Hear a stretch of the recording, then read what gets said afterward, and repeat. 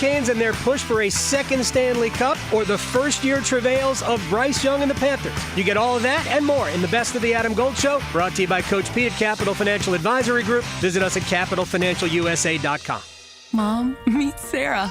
From first-time Nana moments. Yeah, welcome to Flight 101. To annual girls trip moments. Your can't-miss moments are worth protecting against RSV. If you're 75 or older or 60-plus with a chronic condition like asthma, COPD, heart disease, or severe diabetes, you're at higher risk of landing in the hospital from RSV. And there are no prescription RSV treatments. Check eligibility and schedule your RSV vaccine at vaxassist.com. So where should we go next? Sponsored by Pfizer.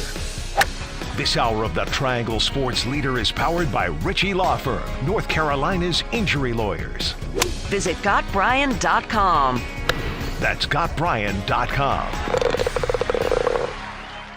WCMC HD1 Holly Springs. Take us with you on radio, web, app, Alexa, and YouTube. 99.9 The Fan, the Triangle Sports Leader.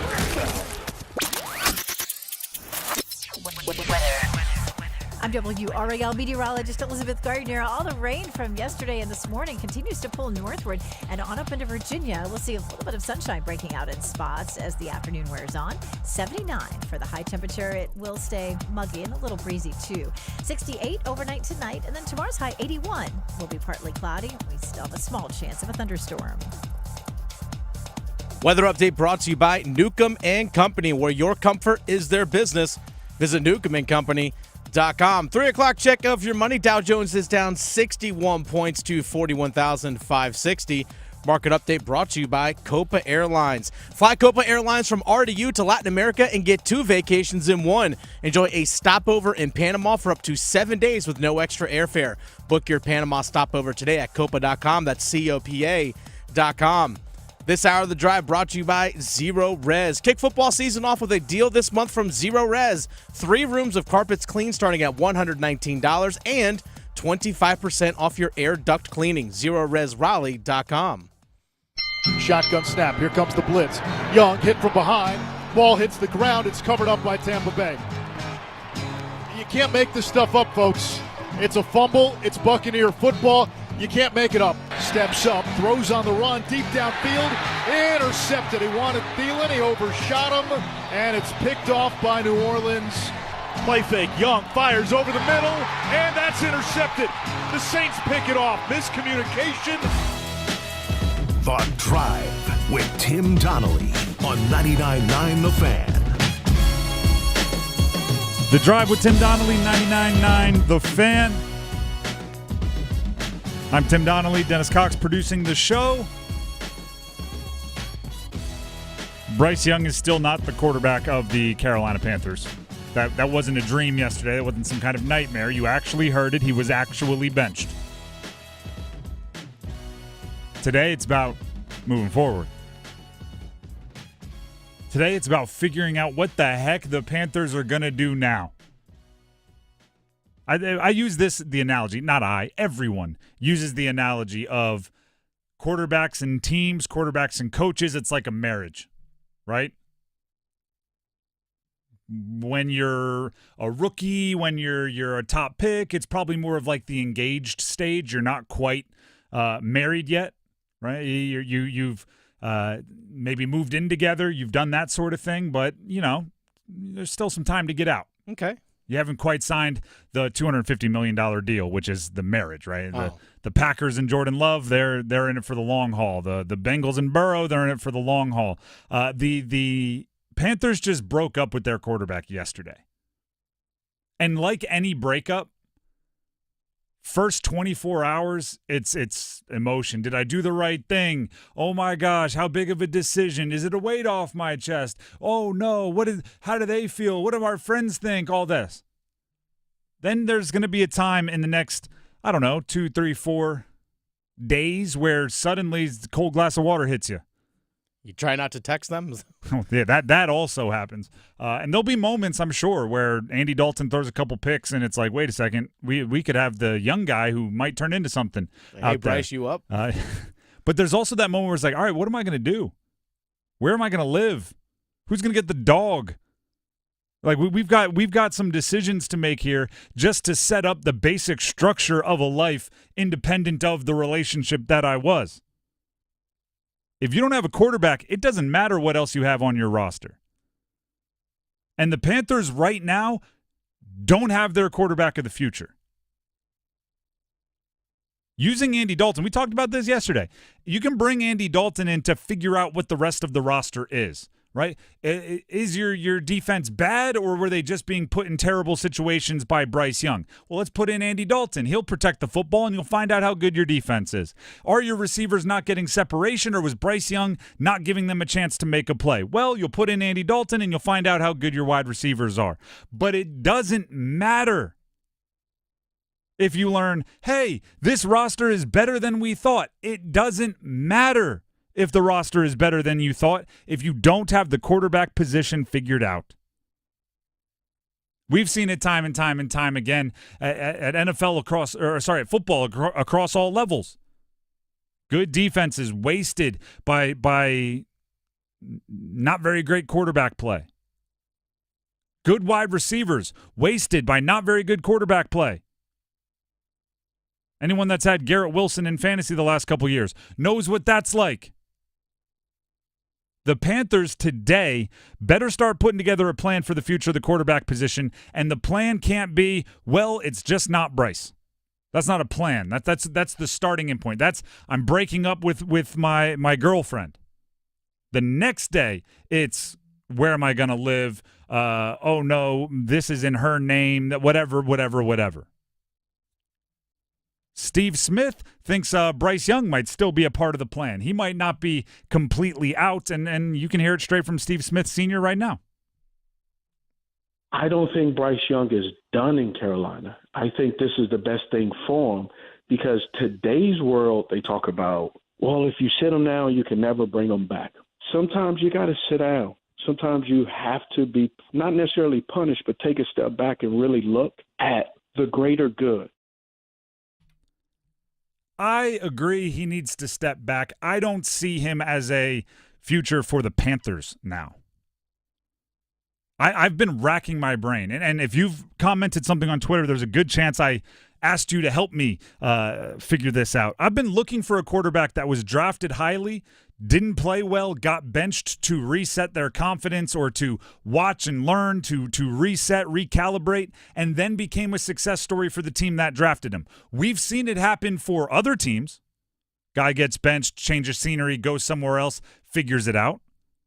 I don't think we've seen it be the same team that drafted him, which would mean Bryce Young is not the dude for the Carolina Panthers. As soon as you benched him, you eliminated that. Dan Orlovsky believes, of ESPN as well, Bryce Young is done with the Carolina Panthers. Here's Dano. I think Bryce Young is done in Carolina. I really do. I wanted to be disciplined with how I was going to look at Bryce and evaluate him this season because I know it's not a good situation, but there was no improvement. And that's the thing that is shocking, candidly. I missed on Bryce. And you don't make this decision unless, one, you're already good with moving on with them in your mind, or two, you're going to completely lose your locker room. And if you're going to lose your locker room after 2 weeks, it's not just 2 weeks in the regular season of it not going well. This has to be a training camp long experience. This is square one, square zero for the Carolina Panthers. People talk about what's the hardest thing in sports. Hardest thing in sports. Some people say hitting a baseball, right? Hitting the curveball, hardest thing in sports. Some people say playing the quarterback position. I'm going to add a new contender to that list. Hardest thing in sports is finding a quarterback. There are franchises that have been trying nonstop for decades and have just continuously come up empty. Chicago. Maybe they have it with Caleb Williams. Maybe they don't. Browns. If you there's the picture of all the quarterback jerseys laid out of all the starters for the Browns. I mean, you got to like zoom out just to see them all. And they've yet to have really anyone of caliber there. The Bears, what is it? They still never had anyone throw for 4,000 yards. That's wild. Ever. They've been around since the beginning. Mm-hmm. Panthers have to find their quarterback. You may say, go sign a veteran. All right, well, first of all, Andy Dalton is too old to build around. He's a month away from being 37. Dave Canales has built around veteran rehabilitation projects, but he rescued, quote-unquote rescued, Geno Smith at age 31. He rescued Baker Mayfield at age 28. Dalton is not the same at age 37, about to be. Turns 37 in about a month. I looked at the top free agents for next offseason, the top available guys. I just said top 2025 quarterback free agents into Google, saw a list. Here's some of the names mentioned. Sam Darnold, hilarious. Know that guy. Zach Wilson, Jacoby Brissett, Justin Fields, Russell Wilson, Jameis Winston, Mac Jones. That's what you're dealing with. Eek. Are you drafting a guy? Because last year I would have said there's options here. And this would have been right at the beginning of us figuring out who Jaden Daniels was. Mm-hmm. So there was still Caleb Williams and Drake May. We didn't know about Bo Nix and Michael Penix flying up draft boards. Right now I'm looking around going, Carson Beck? Shador Sanders? Cam Ward? Quinn Ewers? Cam Ward? Doesn't seem like a year I want to be drafting at the top if I need a quarterback. And also for everybody that says, just trade back, get a boatload of picks. You get to the value trading back comes when there's a great player there. Mm-hmm. It doesn't just come from like, hey, the first-round pick goes for 9 first-round picks. The first overall pick, it goes for 9 first-round picks regardless of who's available. You need the generational prospect there. This ain't Madden where you can just do that. Yeah, you just say, well, here you go, accept, bada-boom. Dan Morgan, Dave Canales. I'm not saying you have to tell us the plan, but you better darn sure have one. You better have somebody you love. Your scouting department better say, we think we can get this guy in free agency, and he's the one that Dave Canales can turn into a starter, a star. Or this guy in the draft, everybody's sleeping on him. He's great. You better have a plan. Otherwise, you're building a car without an engine.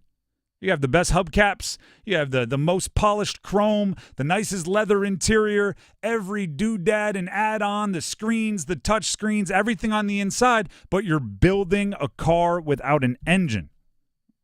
Bryce Young's not the engine. You just told us that. Andy Dalton can't be. He's too old. Who's your engine? It's what the rest of the season, that's what your entire franchise is about until you get that guy. The Drive with Tim Donnelly, 99.9 The Fan. Matter of fact, today's entire show could just be like, hey, quarterback futures, because NC State has a question, Panthers have a question, UNC has a question. Quarterbacks are up in the air all over the place. So we're going to get to NC State's quarterback future in a little bit. But first, Tim Donnelly here for Window Nation. Quite frankly, it's about to start getting cold around here. I feel like we've been going hot. It's about to start getting cold. It's been rainy. It's been gross. Your windows are necessary. They are quintessential to your energy bill being low, but also just your quality of life in every different weather predicament, right? Justin from Window Nation came over to my house, gave me the full rundown, the fast, no obligation in-home estimate, the demonstration. What is interesting about the demonstration is it's got to show every different kind of weather, right? They got to test your windows for cold leaking out, heat leaking out, heat transfer, the sealant, the actual glass, the vinyl. They test everything because you're going to get everything here in North Carolina. You're going to get cold. You're going to get hot. You're going to get rain. Going to get rain coming in sideways. You're going to get pollen. You're going to get every humidity. You're going to get everything. Window Nation's windows are built for everything. They have a 50-point inspection of every window before it leaves the factory, a 20-point inspection of every window once it's installed, and installers who specialize in windows, many with over 15 years of experience. 96% customer satisfaction rating, by the way. And right now, Window Nation offers this deal. Buy 2 windows, you'll get 2 free. No limit to that, by the way. You can go as far as you want. Buy 2, get 2, as long as your eye can see. Give them a call to set up that free, no-obligation consultation, and you could save even more with 0 down and no interest on or payments for 24 months. The phone number to call to set up your demonstration and consultation and estimate is 866-90-NATION. That's 866-90-NATION. Or you can visit them online at windownation.com. Once again, that's windownation.com. What does NC State do at quarterback? Obviously, C.J. Bailey starting this weekend, but how about that weekend, that game against Clemson and beyond? Stick around. We're kicking it this fall with college football. Join 99.9 The Fan all season long and catch your favorite teams in action. The ACC, the SEC, and every conference that matters. You'll find the best matchups here. Jordan Moore delivers, and the Blue Devils have the lead. College football on 99.9 The Fan is brought to you by Wilkinson Chevrolet Cadillac Buick GMC in Sanford and by Amedios. Connection, opportunity, possibility. It's what we all want. Spectrum has built a world where anything is possible, with products and services designed to work better together for a seamless connectivity experience. A connection to family and friends, a connection to education, and a connection to new opportunities. So there's no limit to how big we can dream. That's life unlimited. That's Spectrum. Mom, meet Sarah.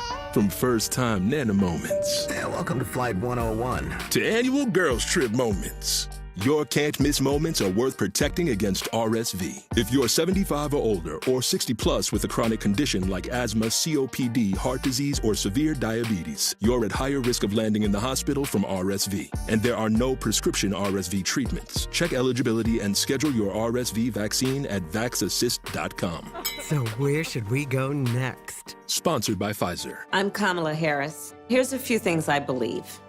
Middle-class families, like the one I grew up in, they want common sense solutions. You want lower prices and lower taxes. I believe you want to just not get by, but you want to get ahead. We must create an opportunity economy where everyone has a chance to get a car loan, buy a home, start a business. And I believe we can make that happen. Kamala Harris's plan?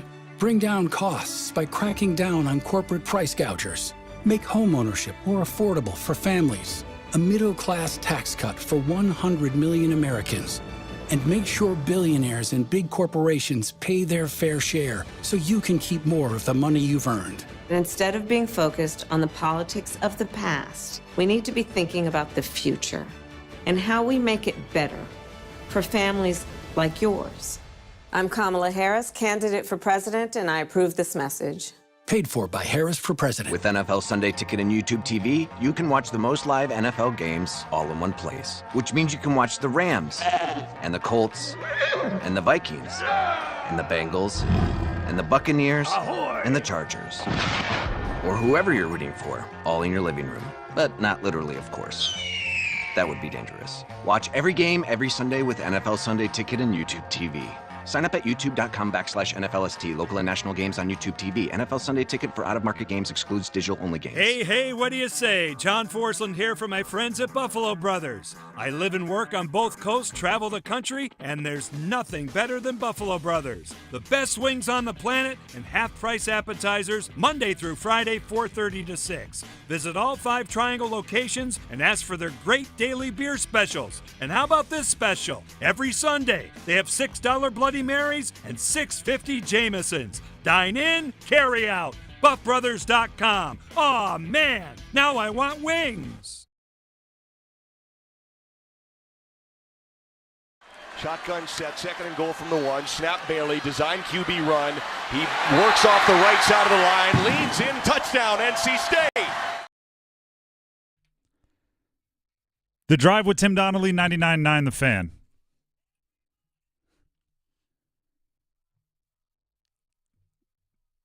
This is Sugar Ray playing coming out of the break, correct? Are you ready for one of – I've used this on air before, and this is unplanned, by the way. Dennis picks all the music coming out of breaks, and he just threw a little Sugar Ray. Here's the move. Okay. Sugar Ray is to musical rock bands as Sam Darnold is to quarterbacks. Explain. I've used this on air before. Sugar Ray has 3 Bananas songs. 3 songs that are fantastic, especially if you're somebody that's my age. You hear them, just like that one you just heard, puts you in a good mood, puts you right into place, right? It's like a nostalgia song. Sam Darnold has, if you go, and I'll stand by this, and he actually made one this past weekend. His top 15, 20 throws as a quarterback are as good as anyone's on planet Earth. You go watch just his top 15 throws of his career, as good as anybody's. Insane highlight tape. The problem is what happens after that. Sugar Ray, same thing. Their third song, banger. Second song, awesome. Best song, fantastic. Seventh song, pretty bad. Mm-hmm. Sam Darnold, first throw, it's when he's running to his left against the Niners when he's with the Jets, and he throws it across his body. It's a banger. Second throw, awesome. Third best throw, fantastic. 40th throw, yikes. That's just it's an analogy I've made, and when I hear Sugar Ray, I think of it every single time. Sugar Ray is Sam Darnold. That's getting off track a little bit here, though. Let's get back to, I guess Sam Darnold kind of plays into this, the quarterback shuffle and what one team can learn from another. All right? NC State is being forced into a little bit of quarterback shuffle of their own. Grayson McCall, who they brought in, big name transfer out of the Coastal Carolina, I would say underwhelmed through 2.5 games and then got hurt. CJ Bailey, true freshman incoming this offseason, from Florida, 6'6", very, I would say, tantalizing skill set, but you probably wanted to keep him marinating for another year before you turned over the reins. He's put into duty. He leads a comeback against Louisiana Tech this past weekend, and now he's going to make his first career start on the road against Clemson this Saturday. We still don't have a ton of information on the Grayson McCall injury other than he's day-to-day and he won't be starting against Clemson. What do you do moving forward? We know what's happening this weekend. CJ Bailey starting against Clemson. What do you do moving forward after that Clemson game? And this is what I mean when I say you can learn from other teams that are also going through their own quarterback shuffle. You know what Dave Canales wasn't prepared for in his press conference after Game 2? Bryce Young to be that bad through Games 1 and Game 2. So he said what he planned to say. Bryce Young is our quarterback. No matter what, that's our guy, and the team's behind him. And then the next day he said, never mind, he's benched. Because his plan was, maybe Bryce wasn't that bad. He wouldn't be that bad. He couldn't be that bad. So let me ask you this, Dave Doran. You're going to get those, I guarantee you're going to get those same questions after Clemson. Who's your quarterback next week? Is Grayson McCall's job safe? Is CJ Bailey going to keep the job? You better have an answer. And here's the thing. Have an answer for every situation. What if CJ Bailey goes out there, throws for 320 and you win? Have an answer for that. What if he goes out there and he throws for 74 yards, 3 picks, fumbles twice? Have an answer for that. Learn from Dave Canales and play out these hypotheticals. If CJ Bailey, and I say this like metaphorically, but hey, crazier things have happened. If he doesn't wet his pants against Clemson, it'll be very hard for him to come off the field. It'll be very hard to convince a fan or to convince someone on that team why he should not be on the field. Because the situation he's being put in is darn near impossible. And if he comes out on the other side smelling of anything but absolute like burning rubber from Clemson running all over him, that's an accomplishment.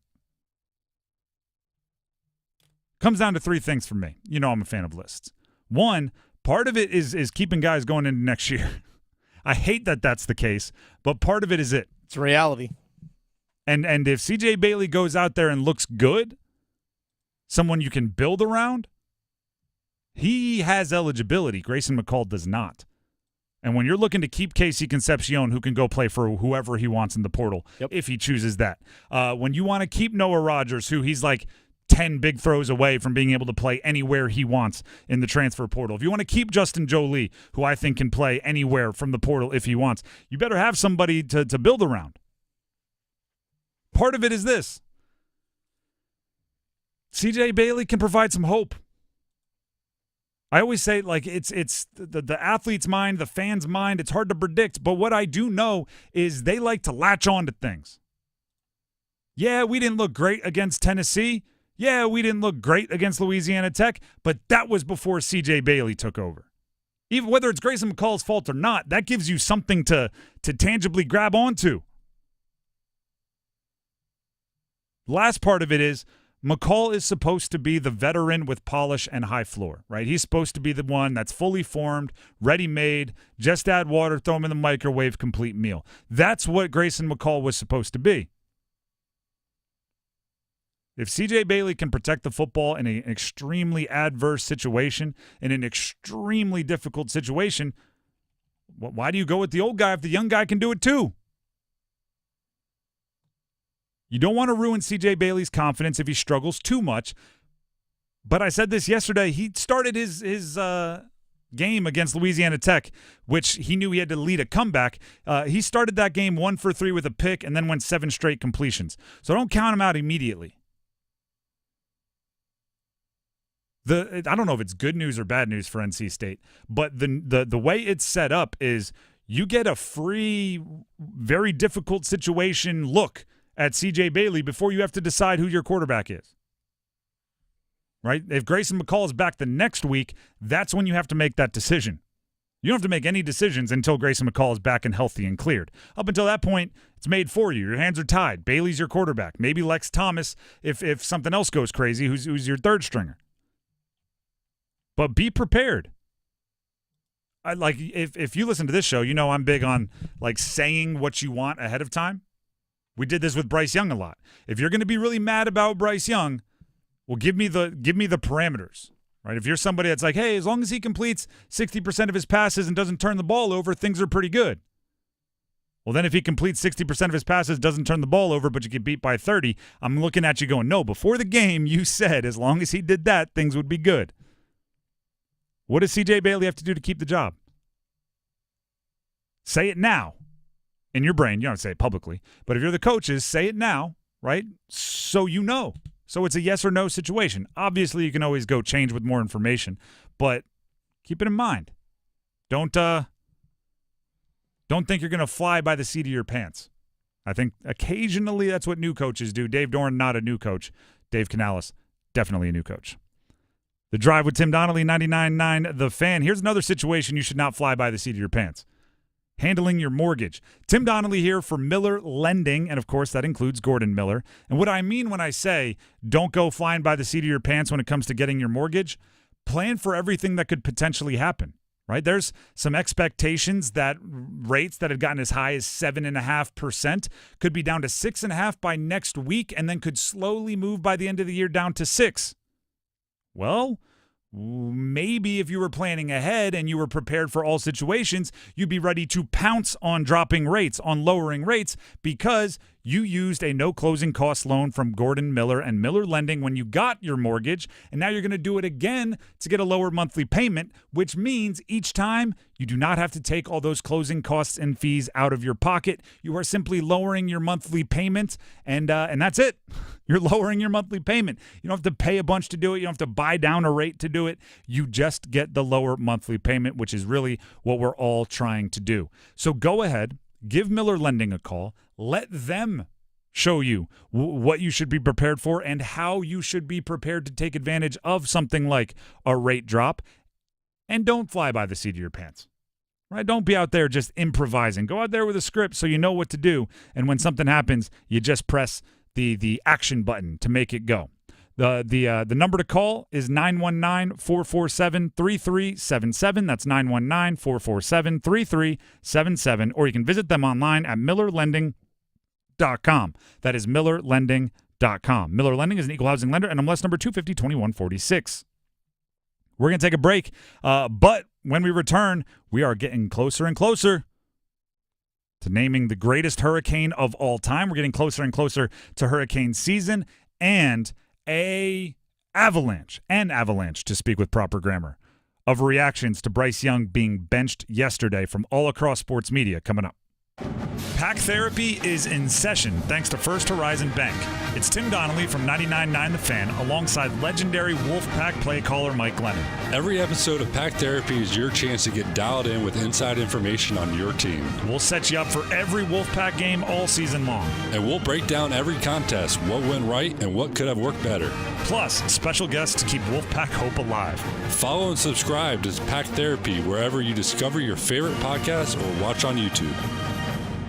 It's bow time. It's not just football season. It's tailgate season, and that includes every kind of football, whether it's got goalkeepers or goalposts. The kick is good! Because it doesn't matter where or how you tailgate. When you've got crispy chicken and fluffy buttermilk biscuits from Bojangles, your tailgate is better than great, it's legendary. Head to Bojangles and order your tailgate box with boldly seasoned chicken, fixins, biscuits, and legendary iced tea today. It's Bo time. Planning a tailgate? Then it's Bo time. Bojangles has everything you need for the perfect tailgate, no matter how many fans you're trying to feed. There's the original tailgate, the super tailgate, and for a really big crowd, the jumbo tailgate special. And if you like your chicken off the bone, choose the Supreme's tailgate special that includes 12 perfectly seasoned tenderloin fillets. So grab the tickets, get that Bojangles tailgate special, and go. It's Bo time. Breaking news, and this one is almost unbelievable. Yeah, it's all about new customers at Bet365 because they get $200 in bonus bets when they bet $5. And even better, bonus bets can be used on the spread, totals, and player props. There you have it. Bet $5 to get $200 in bonus bets. And see why. It's never ordinary at Bet365. Gambling problem? Call 1-877-718-5543 or visit morethanagame.nc.gov. Terms and conditions apply. Is your heating and air system ready for cooler weather? Call Newcomb & Company today to schedule a routine maintenance and ensure your system is operating at peak performance. Become a Comfort Contract customer to receive priority service and a 15% discount on service calls and repairs for HVAC and plumbing work. Newcomb & Company has served the area as a Carrier Factory authorized dealer for more than 3 generations. Turn to the experts today. Call 919-862-3000 or find us at newcombandcompany.com. Newcomb & Company and Carrier. Your comfort is our business. Hey, John, why so glum? I just got let go. The company's downsizing. This is the third time in the last 2 years. I'm done with this. Have you thought about My Computer Career? I've heard they can train you for a career in IT in just a few months, including cybersecurity and the basics of AI. And you don't need prior training or experience. Now that's a recession-resistant career. Wow, thanks. I'll check them out. Go to mycomputercareer.edu and take the free career evaluation. mycomputercareer.edu. Financial aid is available for qualified students, including the GI Bill. Ready to make memories and support a tremendous mission? Hi, this is Mike Maniscalco. I would love for you to join me for St. Jude's Triangle Walk Run, presented by Window World of Raleigh and Fayetteville, Saturday, September 21st. We're going to have some awesome fun while we raise money to help find cures for kids. Start a team, join a team, or participate as an individual, virtually or in person. Download the St. Jude Walk Run mobile app in your app store or visit fundraisingstjude.org. I'll see you there. Uline is here for the hard workers, for the ones rolling up their sleeves, working round the clock, and getting the job done. You're dedicated to doing what it takes to keep a business growing. Uline is dedicated to helping you make that happen. Working 7 days a week, staying fully stocked and ready to ship any of our 41,000 items the same day. Uline, your shipping and industrial supply specialists. Visit uline.com.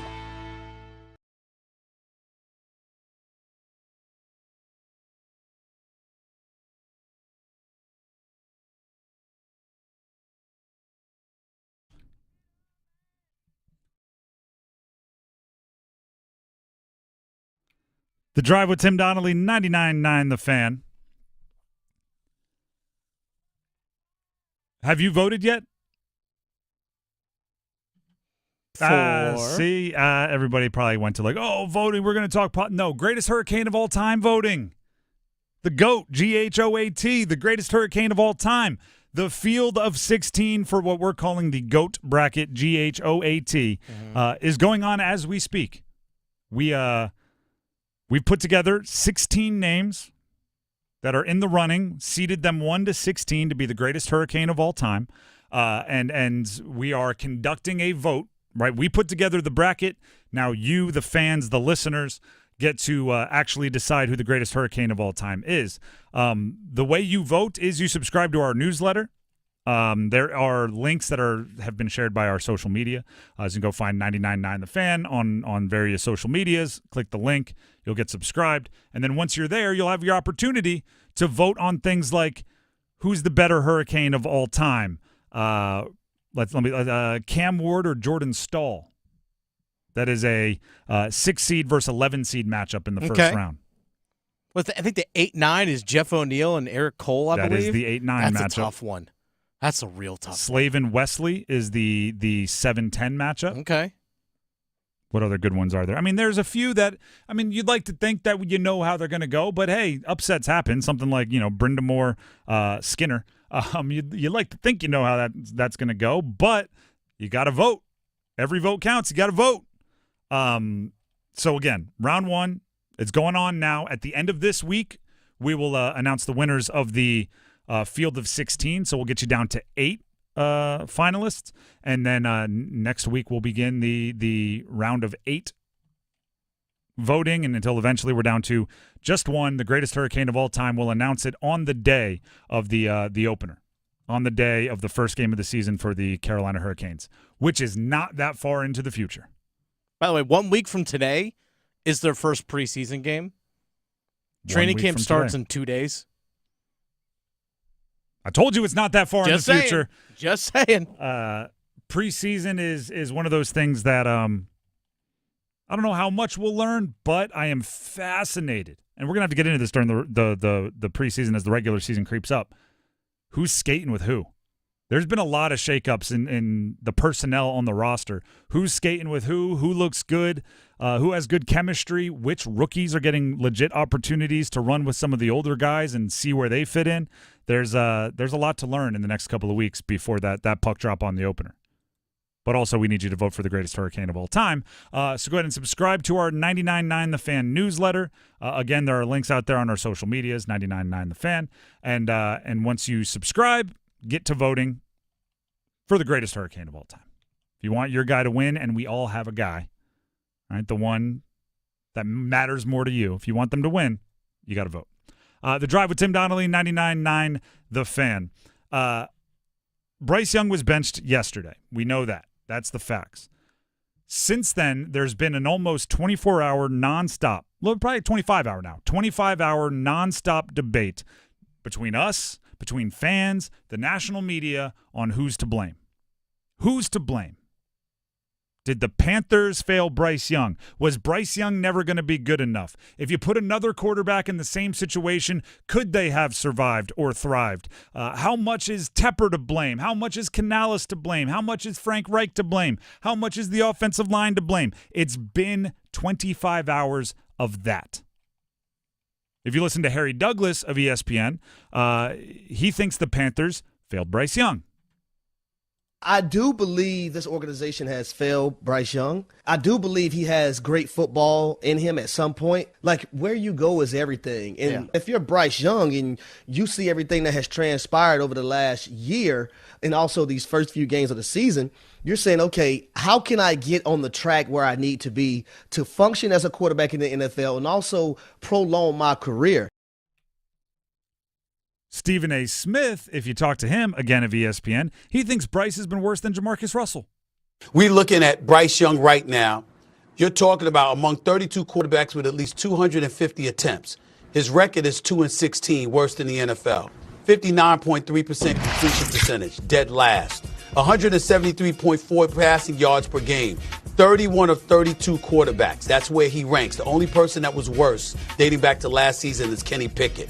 Last in yards per attempt, last in touchdown percentage, last in passer rating.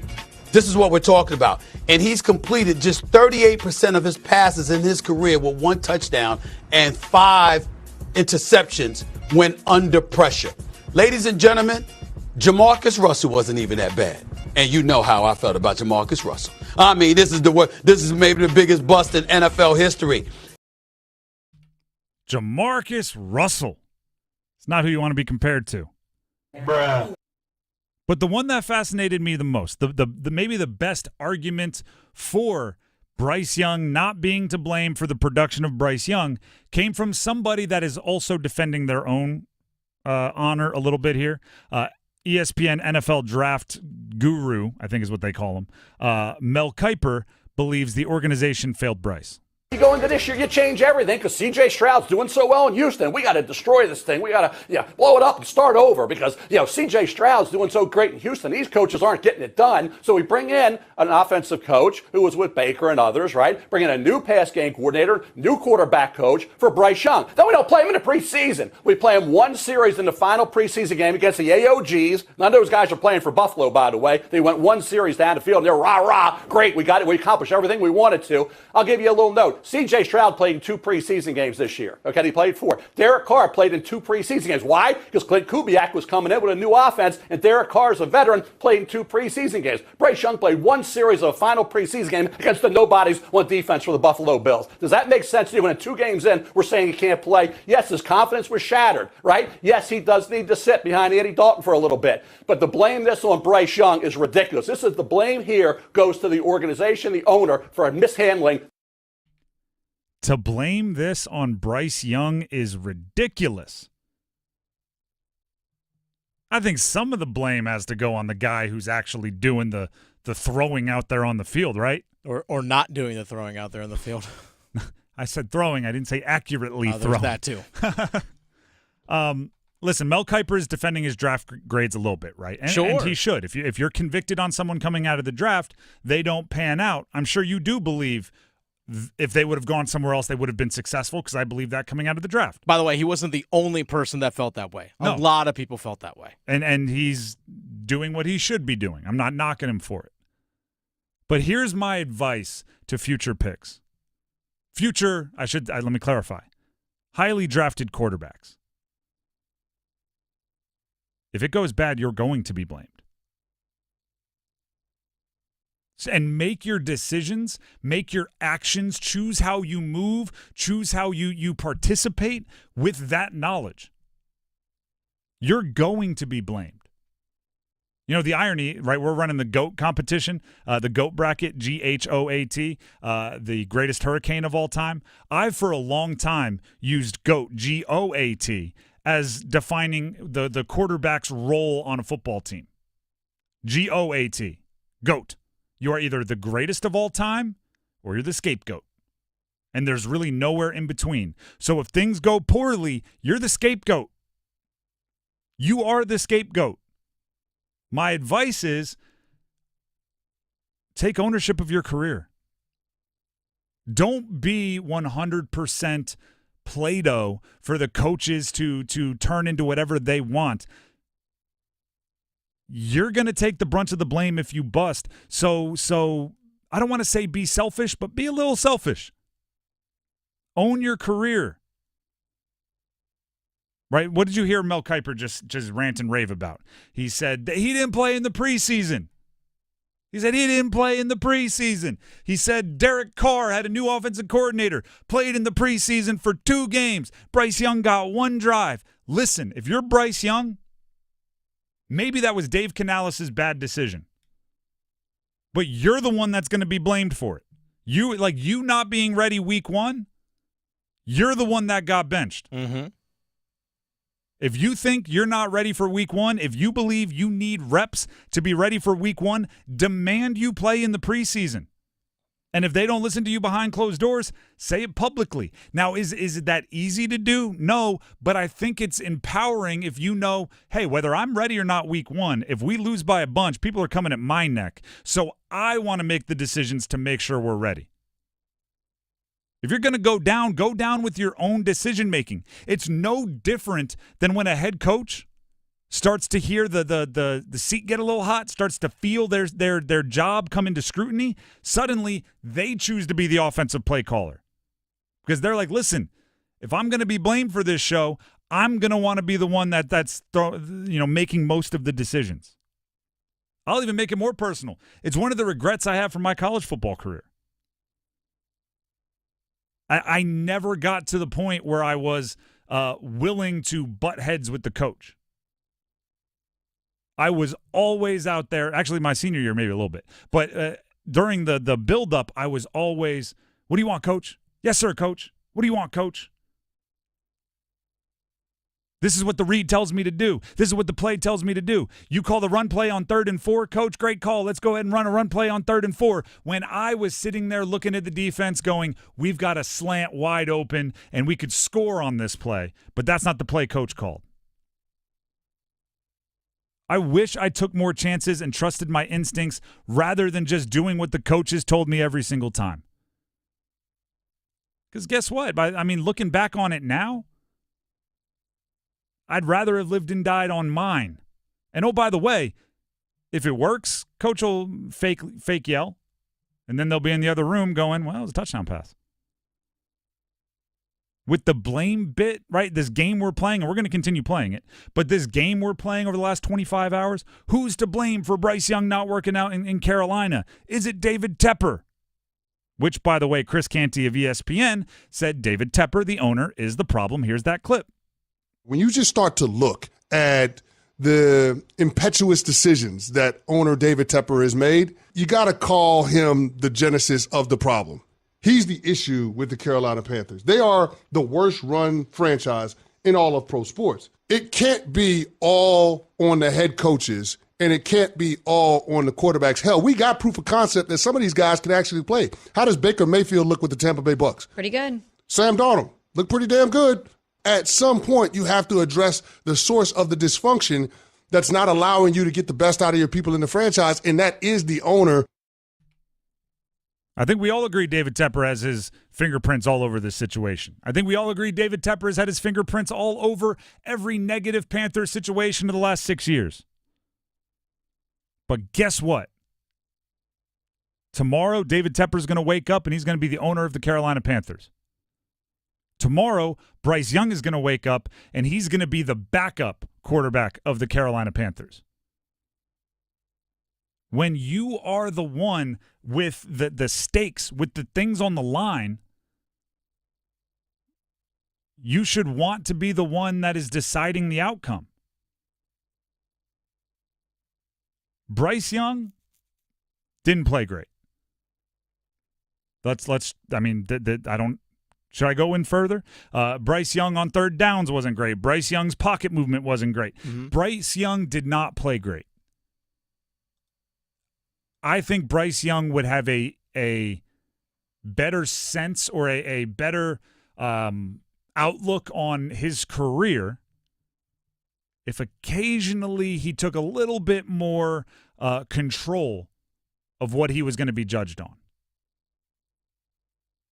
And this is where, like, you have to deprogram yourself from years and years and years of sports. Dennis, you played sports all growing up. You ended up coaching. Yeah. Right? When you're a kid, what do your parents say? Listen to the coach. Listen to the coach. Do whatever coach says. Oh, don't talk back to your coach. And for years, like decades, right? That's what you think. You get to college. I tell this story all the time. My college coach used to tell there was a speech at the beginning of training camp every year.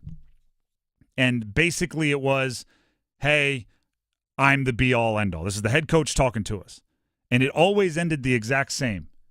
If I say the sky is purple, the sky is bleeping purple.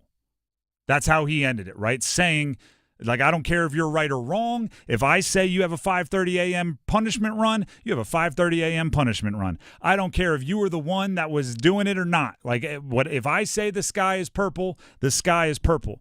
And years later, right, 2-3 years, I've heard the speech a few times now. I'm talking with our wide receiver coach, who is kind of the cool coach that I could, have real conversations with. And I went, oh, are we getting the sky's purple speech today? And he goes, do you know what's hilarious about that speech? I said, what? He goes, the freshmen, he said, and watch for it. The freshmen all look up. He's like, freshmen are so under the mystique that these college coaches are such mystical, magical beings that are bigger than life, that he goes, if I say the sky is purple, the sky is purple, and they all look up to check, as if maybe he has that power. Of course, by senior year, you're like, yeah, all right, coach. Sure it is. It's overcast today, a little gray. Like, we know, like, you grow up a bit, but that's how you're programmed. That's probably why for a little bit I was afraid of no, coach, I saw the defense. I wanted to run a different play. Bryce Young has to deprogram himself from that. Did you see Aaron Rodgers over the weekend? He threw the touchdown to Breece Hall, go route. After the game, they said, how did that, what did you see on the touchdown to Breece Hall, your running back? This is almost verbatim what Aaron Rodgers said. Well, Breece came over to me and he said, hey, if they put a linebacker on me, throw me a go ball. So I said, okay. Next play, sure enough, they rolled the linebacker out on him. I threw him the go ball. He made a nice play. It was a touchdown. Now, there is a delta there, right? You don't want to act as if you're Aaron Rodgers and you can draw stuff up in the dirt when you're a rookie. But Bryce Young got 2 games into his second year before he got benched. 2. Maybe he was waiting till year 3 to start taking a little bit of autonomy. Well, waiting too long. I've had multiple experiences because obviously I run in some quarterback circles. Some multiple experiences of guys who have played much better after they got benched because they're out there like, what can you do to me? I've already been benched. Then they get like an injury start or something and they're back out on the field. Yeah. And they're like, Coach, what are you going to do? I'm throwing the deep ball. You can bench me. Great. I'm already benched. Starter's hurt. I'm back out here. To tie that in locally, I remember when Sam Howell, got benched, for Jacoby Brissett last year up in Washington. Brissett gets hurt during the week. Sam Howell goes in there and just tears it up. To get there without getting benched is a really, really tough spot. It's a really tough thing to do, but it's important. I've said this, actually, you know what? Let's transition to our next topic here a little bit. The NFC South looks legit. Oh, yeah. If you're the Panthers, you're looking around, you're going like the Saints are 2-0, maybe the most impressive 2-0 we've seen in a long time. Mm-hmm. The Bucs are 2-0 with a win over Detroit, who was a very trendy like Super Bowl NFC champion pick. It was a good team, good win. Falcons got a needed come from behind to pull a rabbit out of a hat Monday Night Football victory over the Eagles. Pull it out of somewhere. I've said this about Baker Mayfield. I think Baker Mayfield is somebody that tenses up. I think when he is himself, and by the way, you might not like him when he's himself.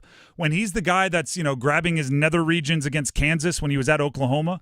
When he's the guy that is headbutting people with no helmet. Remember that? When he's that guy, he's really good. But you remember the whole I'm feeling dangerous thing? He was wearing like a bandana. He won Rookie of the Year. Mm-hmm. Then when he started struggling with the Browns, what did he look like? He had a trench coat on. He had like a mustache. He looked like, in the post-game press conference, he looked like he was 10 years older. And I'm going like, that's not the Baker that's good. Baker is brash when he's good. And you're seeing that now. If the MVP was rewarded after 2 weeks, Derek Carr is the MVP. The runner-up is Baker Mayfield. They're 2 quarterbacks in the division for the Panthers right now. And they're 2 guys that failed elsewhere. Or maybe not failed for Derek Carr, but ran his course elsewhere with Vegas. They're picking up somewhere else. And I think Derek Carr has a little bit of that. Did you see what Derek Carr did after the touchdown? The celebration? Oh, a little Michael Jackson. He hit a Michael Jackson, and what did he do? He grabbed his nether regions. Both of these guys they have a similar hand placement at different points in their career. They're at the point where they're like, I'm tired of what you think about me. I'm just going to do what I think is best. Bryce Young never felt like he didn't care what everybody thought about him. He felt actually a little Kirk Cousins-ish. But actually Kirk Cousins is getting to that point now. If you watch the quarterback documentary You like that? If you watch the quarterback documentary, that's so good. The quarterback documentary, what was it, like a year ago on quarterbacks, I mean, he's a strange guy, but he's starting to just be Kirk. Mm-hmm. Right? When he started wearing the chains and being and he was like, I'm sponsored by Macy's, and he had dad fashion, and he stopped trying to do it. Like, then he became, I think, a better quarterback.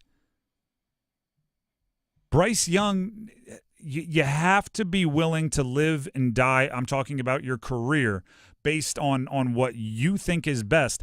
And it's kind of an ask for forgiveness rather than permission thing. Like, I do agree Bryce Young has been given a horrendous dealing of the cards. 18 games as a starter is not enough. 3 different head coaches in those 18 games is bananas. 5 different play caller changes in those 18 games is absurd. The supporting cast, not the best in the NFL, to put it lightly.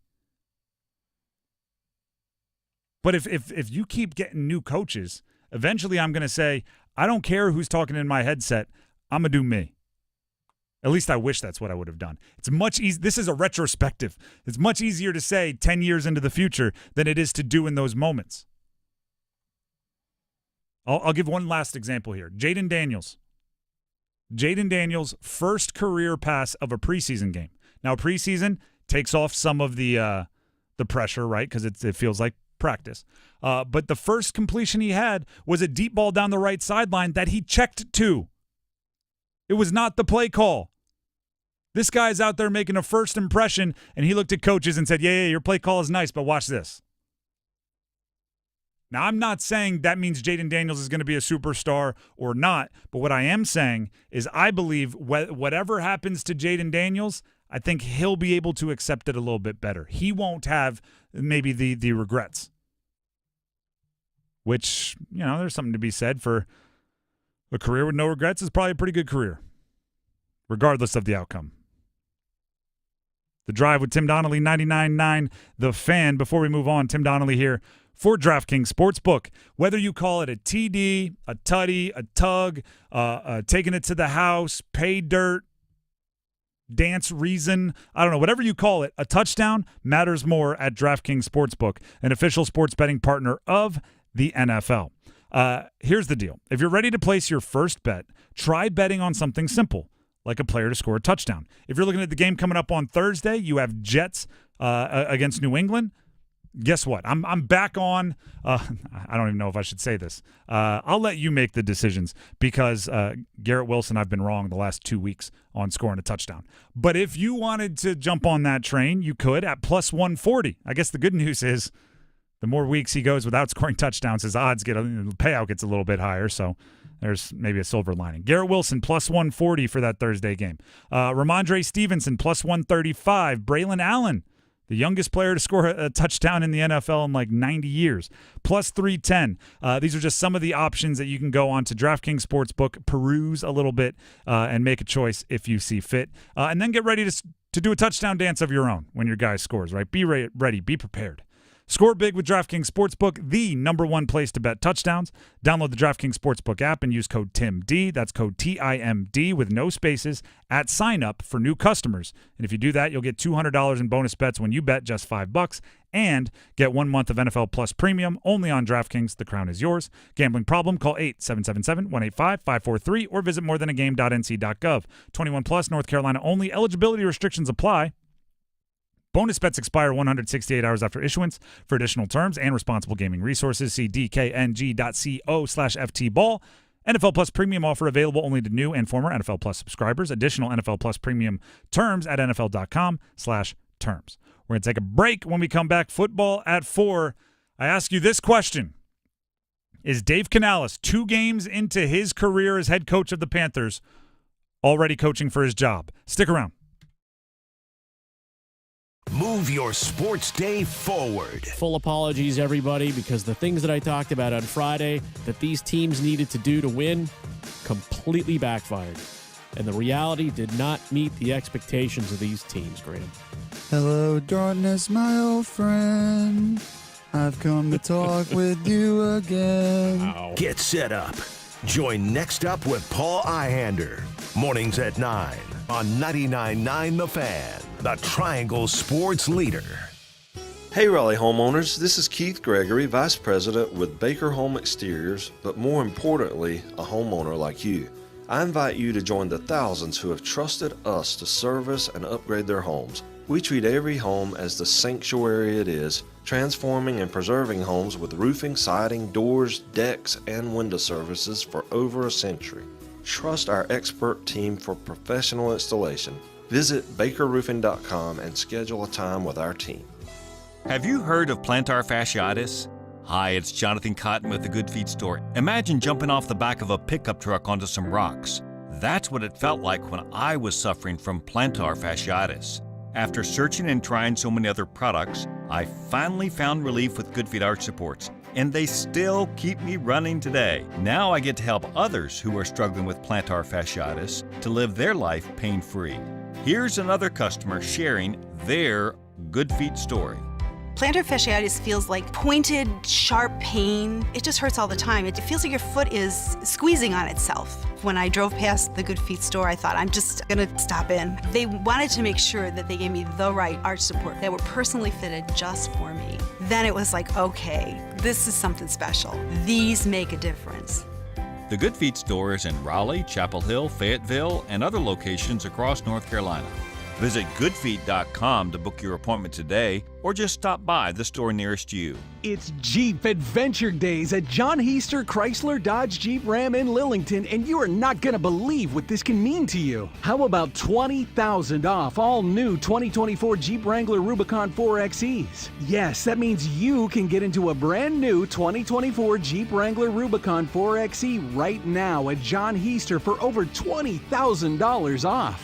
I'd say that's well worth getting off your keister for. So get off your keister and get to John Heister Chrysler Dodge Jeep Ram in Lillington. Homeowners, listen up. Loan Pronto now has mortgage rates that start with a 4. Hey, it's Dennis Cox for Loan Pronto. It's true. Mortgage rates have plummeted to lows we haven't seen in a long time. If your current rate is over 6%, you can dump it and lower your house payment big time. Loan Pronto just locked in a homeowner with a 4.99% APR. Whether you got your loan last week, last month, or last year, it's time to call Loan Pronto. Even if you're in the process with another lender, stop now and call Loan Pronto. Ask about their zero-cost reduction home loan. You can lock in a lower rate with no closing costs in a matter of days with almost no paperwork and usually no appraisal. And if you act now, you can even skip your next 2 house payments. Call now. Loan Pronto can give you a rate quote in minutes with no hard credit pull and no upfront fees like those other guys. Call 919-381-1760 or loanpronto.com. 919-381-1760. Equal housing lender. NMLS 1661781. On approved credit. NMLSconsumeraccess.org. This hour of the Triangle Sports Leader is powered by Ritchie Law Firm, Raleigh's injury lawyers. Bounces his way into the end zone. Touchdown! Visit GotBrian.com. That's GotBrian.com. WCMC HD1 Holly Springs. Take us with you on radio, web, app, Alexa, and YouTube. 99.9 The Fan, the Triangle Sports Leader. I'm WRAL meteorologist Elizabeth Gardner. The rain continues to pull north into Virginia, and so we're starting to see some clearing in a few places. We'll see partly cloudy skies in spots this afternoon, a high of 79. Still on the muggy side out there, and it'll be warm and sticky tonight with temperatures in the upper 60s. Tomorrow's high 81, partly cloudy with a small chance for afternoon storms. Weather update brought to you by Newcomb & Company, where your comfort is their business. Visit newcombandcompany.com.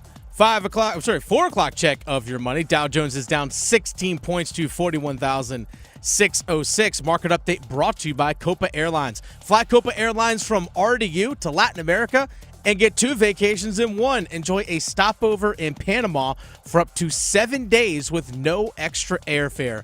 Book your Panama stopover today at copa.com, COPA.com. This hour of the drive brought to you by Zero Res. Kick football season off with this deal, with a deal this month from Zero Res. 3 rooms of carpets cleaned starting at $119 and 25% off your air duct cleaning. ZeroResRaleigh.com. Again, that is ZeroResRaleigh.com.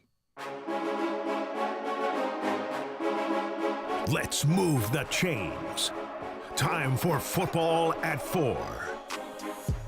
The Drive with Tim Donnelly, 99.9 The Fan. It is time for football at 4. Is Dave Canales coaching for his job already?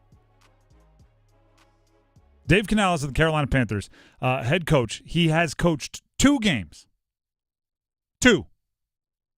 He's 0-2, but he's coached 2 games. Is he already to the point where his decisions have to be made with what's more likely to keep my job than what's best for the future of this franchise? Because not always do those 2 things line up. When you have a coach that's coaching for his job, it's not always, hey, I'm going to keep doing the long play thing. Sometimes it's, all right, let's let's cut some young guys, bring some veterans in. We got to win now.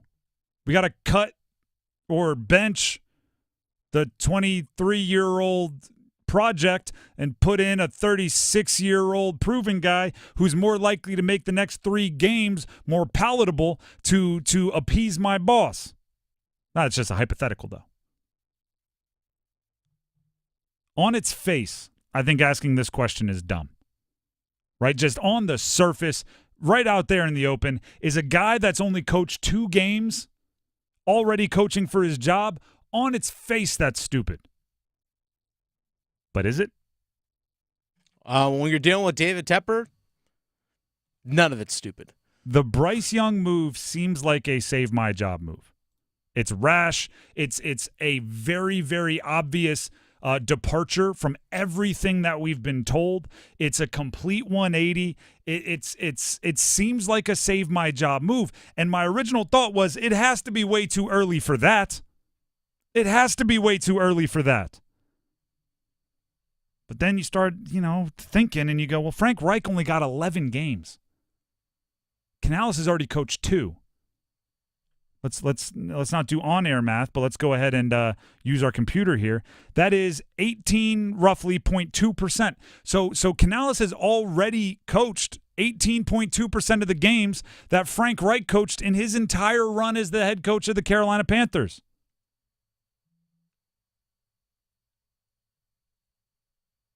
Dave Canales has not been as good as Frank Reich through the first, we'll call it 5th, right? We'll round. Through the first 1/5 of their coaching, meaning Frank Reich's entire coaching tenure. Frank Reich was outscored through 2 games last year. They were both 0-2, right? And I guess, inch or a mile, it doesn't matter. But I think you'll understand what I'm getting at here. Frank Reich was outscored through 2 games. 44-27. Even had a 1-possession loss in there. Yeah, lost early. I think it was 24-10 to Atlanta. Then the next week on the road at New Orleans in week 2. Exactly. 44-27. Dave Canales has been outscored 73-13 through 2 games. Bruh. So if you are Dave Canales, let's put yourself in those very optimistic shoes. If you are Dave Canales, you're seeing a guy that was performing better than you up to this point not make it to the third third of the season. He didn't make it past week 11 of a 17-game season. Mm-hmm. Frank Reich had just watched Matt Rule get 2.5 years. So he didn't have the Tepper threat on his mind as much. He probably at this point was still operating with they'll have patience with me. It's going to take a while to figure it out. I know we haven't started the way we wanted, but Matt Rule got 2.5 years. Dave Canales knows the deal. He knows what kind of owner he's dealing with. He knows what kind of owner David Tepper is. This is what we're going to have a billion conversations about David Tepper right up until he sells the team, whenever that is. Here's my main problem with David Tepper. I think he gets embarrassed. I think when the Panthers are bad, or when they act dysfunctional, or when they stick to their guns on something, he gets embarrassed and he goes, this can't happen. We need to make major changes. He's the owner that went into the restaurant that was making fun of him on their little message board outside. He's the owner that threw the drink. He gets hurt by words. And what has been happening the first 2 weeks of this year? There's been a lot of mean things said about the Carolina Panthers. Oh, yeah. Yeah, his ego is very frail. If he thinks Dave Canales is somebody that is opening him up to scrutiny, how long does he get? And how ridiculous is that? How impossible is it to get anyone to commit to that organization? 2 games in.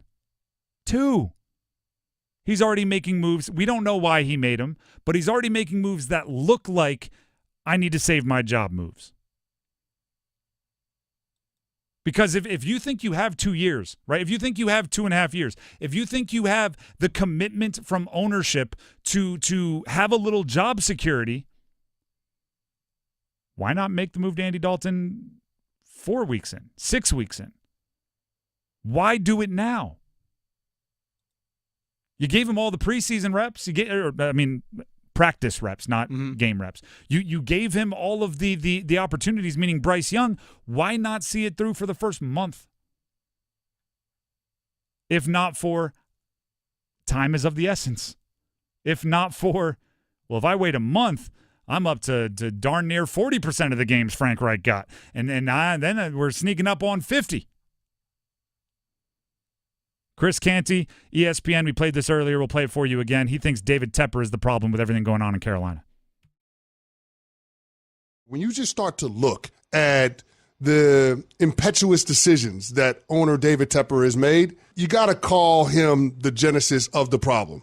He's the issue with the Carolina Panthers. They are the worst run franchise in all of pro sports. It can't be all on the head coaches, and it can't be all on the quarterbacks. Hell, we got proof of concept that some of these guys can actually play. How does Baker Mayfield look with the Tampa Bay Bucks? Pretty good. Sam Darnold look pretty damn good. At some point, you have to address the source of the dysfunction that's not allowing you to get the best out of your people in the franchise, and that is the owner.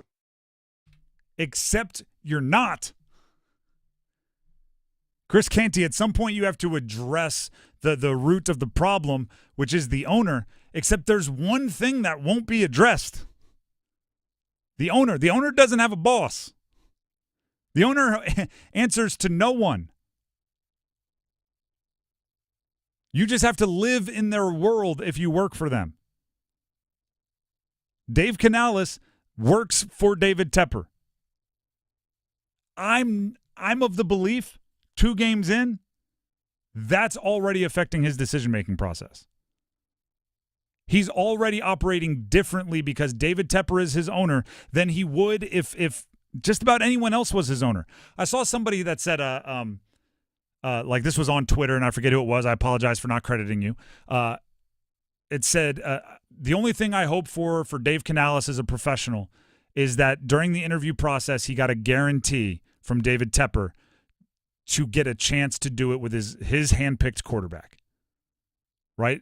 You only hope that Dave Canales has that, at least a handshake and a look in the eye of, before you let me go, let me try it with someone I get to choose because I didn't choose Bryce.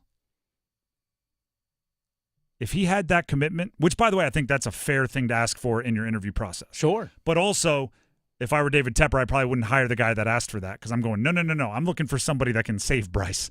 I don't want somebody planning for what if he doesn't work out. But I think that's a fair thing to ask for. If he had that, I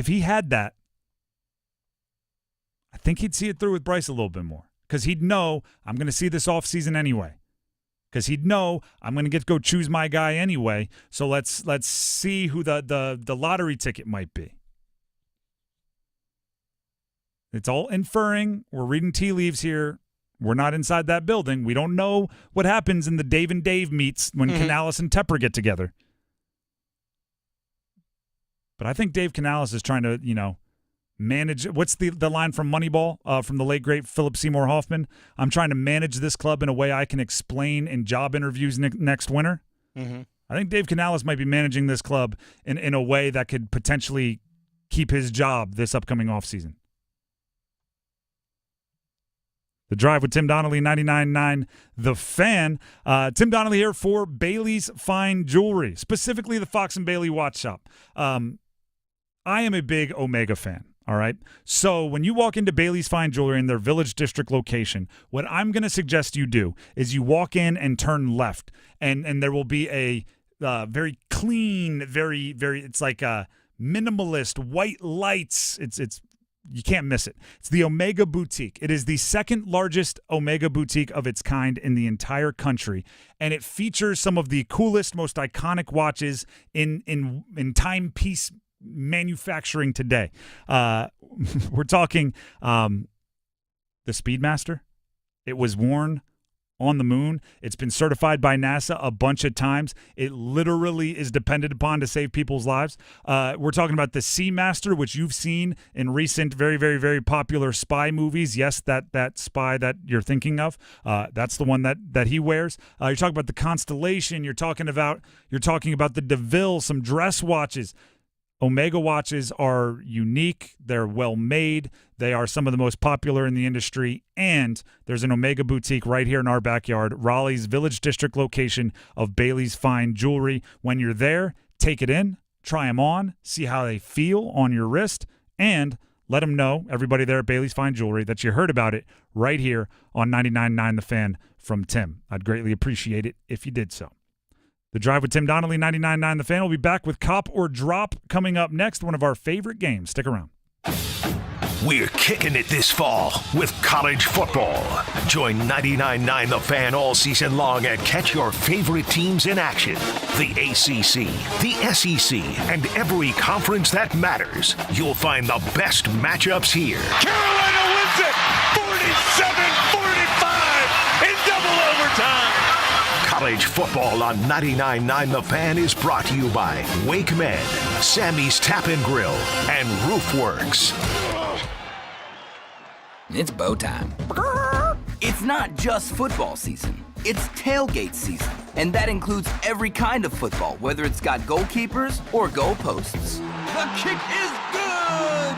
Because it doesn't matter where or how you tailgate. When you've got crispy chicken and fluffy buttermilk biscuits from Bojangles, your tailgate is better than great. It's legendary. Head to Bojangles and order your tailgate box with boldly seasoned chicken, fixins, biscuits, and legendary iced tea today. It's bow time. Planning a tailgate? Then it's bow time. Bojangles has everything you need for the perfect tailgate, no matter how many fans you're trying to feed.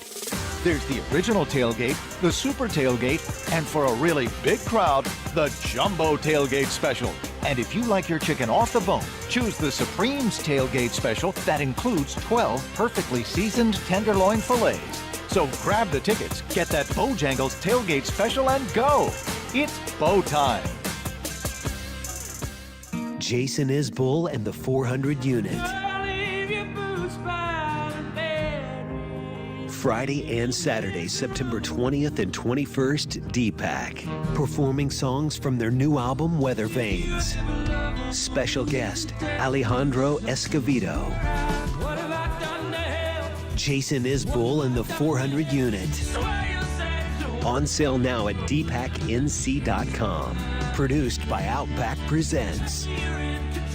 Organize easy. Organize tough. Customize your work truck or van with upfit solutions from Van Products. Steel and aluminum shelving, toolboxes, data files, cabinets, drawers, conduit carriers, ladder racks, everything safe and secure. Everything built as unbreakable as you by Adrian Steel. Backed by the best warranty in the business. 3 years, 36,000 miles. Everything custom installed by Van Products so you know it's done right. From a single work rig to a fleet, choose custom installed upfit solutions from Van Products. Prescriptions require an online consultation with a healthcare provider who will determine if appropriate. Restrictions apply. See website for details and important safety information. Subscription required. Price varies based on product and subscription plan. Hey guys, did you know there's a generic form of Viagra that works just the same, but is 95% cheaper? And you can get it online? Go to hims.com/joy. Through Hims, you'll get a free medical consultation, discreet shipping if prescribed, and the process is 100% online. To start your free online visit, go to hims.com/joy. That's HIMS.com/JOY. Everywhere you look, things are getting more expensive. So at Consumer Cellular, we're lowering the price for those 50 and up. Now you can get unlimited talk, text, and data for $30 a line when you buy two. That's just $60 a month for 2 unlimited lines. So if you're 50 and up, make the switch and save. Come on, you've earned this.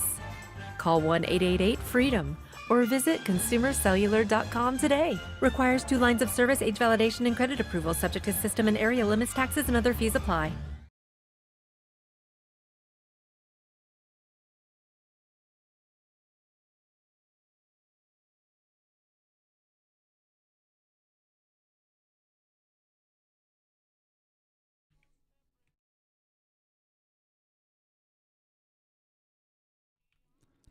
This is The Drive with Tim Donnelly on 99.9 The Fan. Dennis is jamming out to this one in the producer's room. I almost don't want to interrupt his little this is a banger solo concert going on in there. Dancing out of the beams of a There it is. neon moon. By the way, Brooks and Dunn are heading to PNC Arena on March 27th on the Neon Moon Tour with special guests David Lee Murphy and more. Text SHOW, SHOW, to 919-860-5326 to enter for a chance to win a pair of tickets to the show. That is Brooks and Dunn coming to PNC. We need to change our reads. It's the Lenovo Center. The Lenovo Center. I was on autopilot there. I know. They're heading to the Lenovo Center on March 27th, formerly known as PNC Arena, just to make sure there's no confusions. Neon Moon Tour, text SHOW, SHOW, to 919-860-5326 to enter for a chance to win a pair of tickets to the show. I don't know if I'll get used to that. All right. Let's go ahead and jump into Copper Drop as much as you're enjoying this one. There it is. What a transition.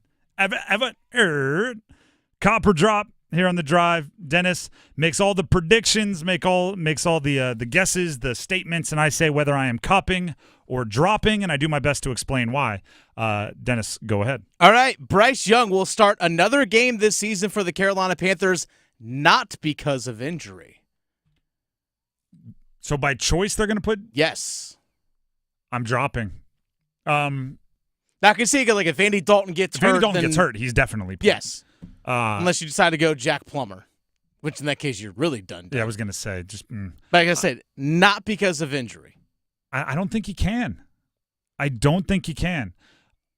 It's, the cliche is toothpaste back in the tube. There are certain decisions that you just get past the point of no return. This is past the point of no return. And, luckily for the Panthers, Bryce Young is going to be professional about it, and he's going to show up, and he's going to not cause a scene like this. Make no mistake about it. This is an insult to Bryce Young that you're benching him. There is nonverbal communication happening between these two entities. I don't see how you put that toothpaste back in the tube. I don't see how you undo it. It's especially because, and correct me if I'm wrong here, Dennis, because sometimes I do tend to overanalyze these things. When Dave Canales made this decision public, he had the press conference and he was asked those questions like, oh, is Bryce Young coming back? Or what does Andy Dalton do that Bryce Young doesn't?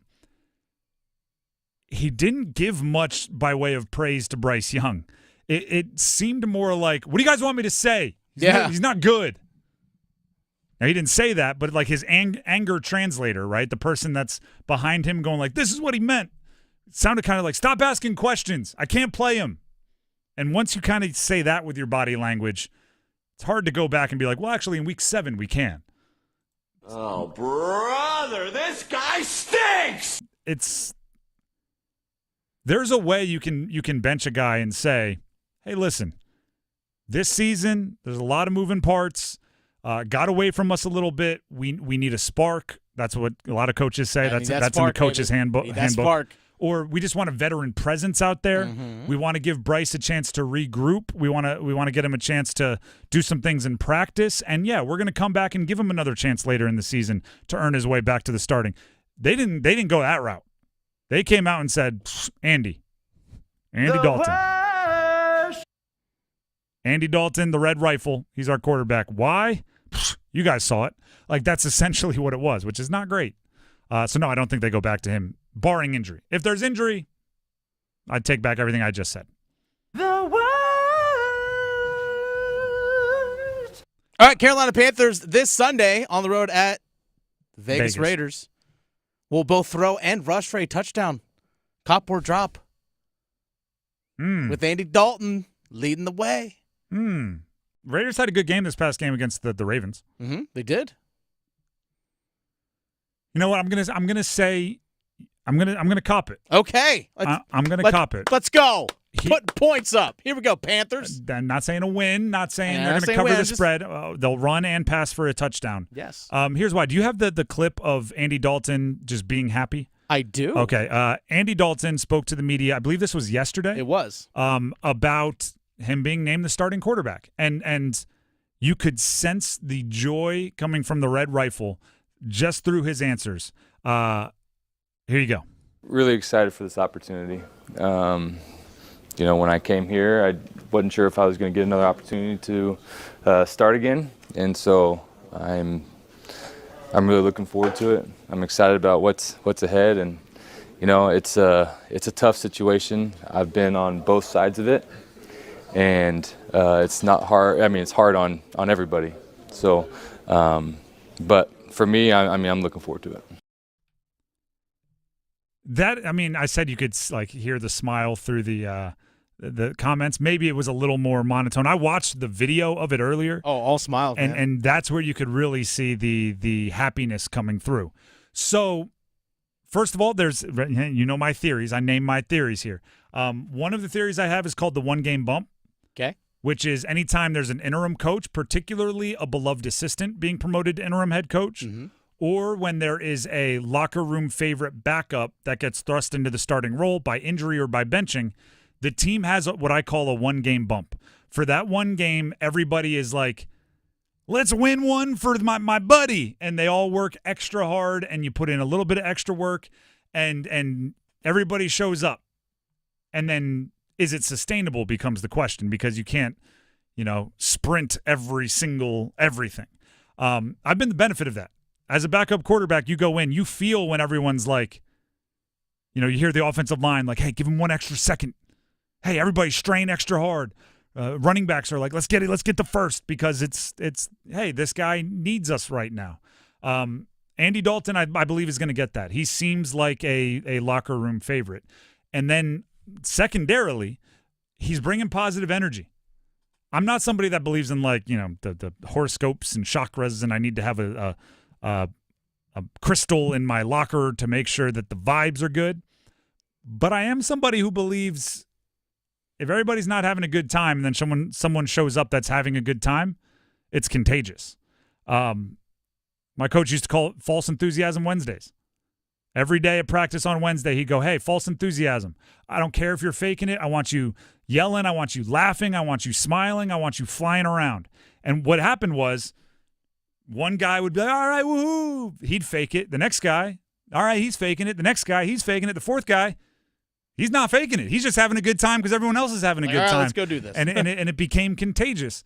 Andy Dalton doesn't have to fake it. He's going to be, he's 36, 37 years old. Probably never thought he was going to get a chance to be a starter. He said so as much. And now he gets, to write another chapter in a long and storied career. There's going to be some happiness that spreads through this team, at least for a one-game bump, and that's going to come in Vegas.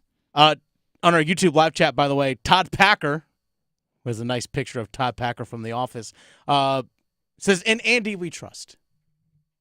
In Andy we trust. I don't think he's talking about Andy from Toy Story. That's a Chiefs fan. Andy Reid. Yeah, right. Listen, the most popular guy on any team is the backup quarterback. Do you know why? Because you can't throw any interceptions. You can't fumble any snaps. You can't make any bad decisions. You never go 3 and out when you're the backup quarterback. We're going to talk about this as the week goes on. Let's not set unreasonable expectations for Andy Dalton. Oh, yeah. Was I supposed to copper drop something there? Well, they throw or rush for 2 TDs. Okay, so that's just still the same thing. You were referencing. I didn't know if you added another one. Yes, I am copying, and I think Andy for a week gets the boost. Okay, next one. Copper drop. Carolina Panthers will trade players before the trade deadline to gain draft picks in 2025. Copper drop. This is I'm copying them trying. Do they have anyone worth that many? I think there are. There are definitely a few players. Like, for example, someone needs hey, you know what? We need a wideout. Do you go for Deontay Johnson? Ooh, Deontay Johnson is because, he's in the last year of his contract. Do you give up a 5th-round pick for him? Expiring deal? You don't owe him anything after this season? Do you go after Jordan Fuller's on a 1-year deal? Do I need a depth at safety because someone's a little nicked up? Do I make that you're move? Right. Okay, there's something there. Here's the only problem I have with that is, as you were saying that, I started imagining the team without those guys. Mm-hmm. If you thought you were going to lose the locker room by not making a switch at quarterback, say goodbye to the locker room if you're trading like the only things of value that aren't bolted down with a long-term contract. I understand the logic behind Derek Brown and J.C. Horn are the only two that, should buy instead of rent. But if you're going to you know what? I'm going to say yes. I hope they do. I hope somebody builds up a little bit of value and they're able to get a third-round pick for him. Because if you're Deontay Johnson, if you're Adam Thielen, are you re-signing with Carolina? I'm looking around and going, this wasn't a very fun year, at least not through 2 games. For Adam Thielen, he's like, it was fun for maybe a day, and then I suffered for a lot. Deontay Johnson didn't ask to be here. He got traded here. So there's part of me that's like, yeah, if they have other options, they're going to take them. So you either let them walk for free or you get something for them. So, yeah, and hopefully it works out and you draft better than you've drafted in the past, but I guess if you're a bad drafting team, the only thing that can help you is more darts to throw, and you figure you might get a just pure volume-based bullseye. So yeah, I'm copping it. You talked me into it. I wasn't going to, but you talked me into it. Okay, maybe we're going to switch over to college football here real fast. All right. Cop or drop, Jacoby Criswell will start at quarterback for UNC on Saturday against JMU. I'm copping. Over Connor Harrell. Over Connor Harrell. I mean, if they're going hot hand, the hotter hand, I don't know if either were like on fire, the hotter hand was Jacoby Criswell against, now I'm blanking. Against NC Central. NC Central. I wanted to say NCAA because that's the game I went to this weekend. Never mind. Yeah, don't get that confused. No, I wasn't. That's why you heard me just 100% freeze and go, no. So here's the answer to the question. Mac Brown in action has actually been pretty definitive with his quarterbacks. In conversation, he's been very wishy-washy, meaning before the game or before the season, hey, we got 2 quarterbacks, we're going to play them all. Once the game started, I'm playing one, it's Max Johnson. Max Johnson gets hurt. All right, now we'll move to Connor Harrell. We have no other choice.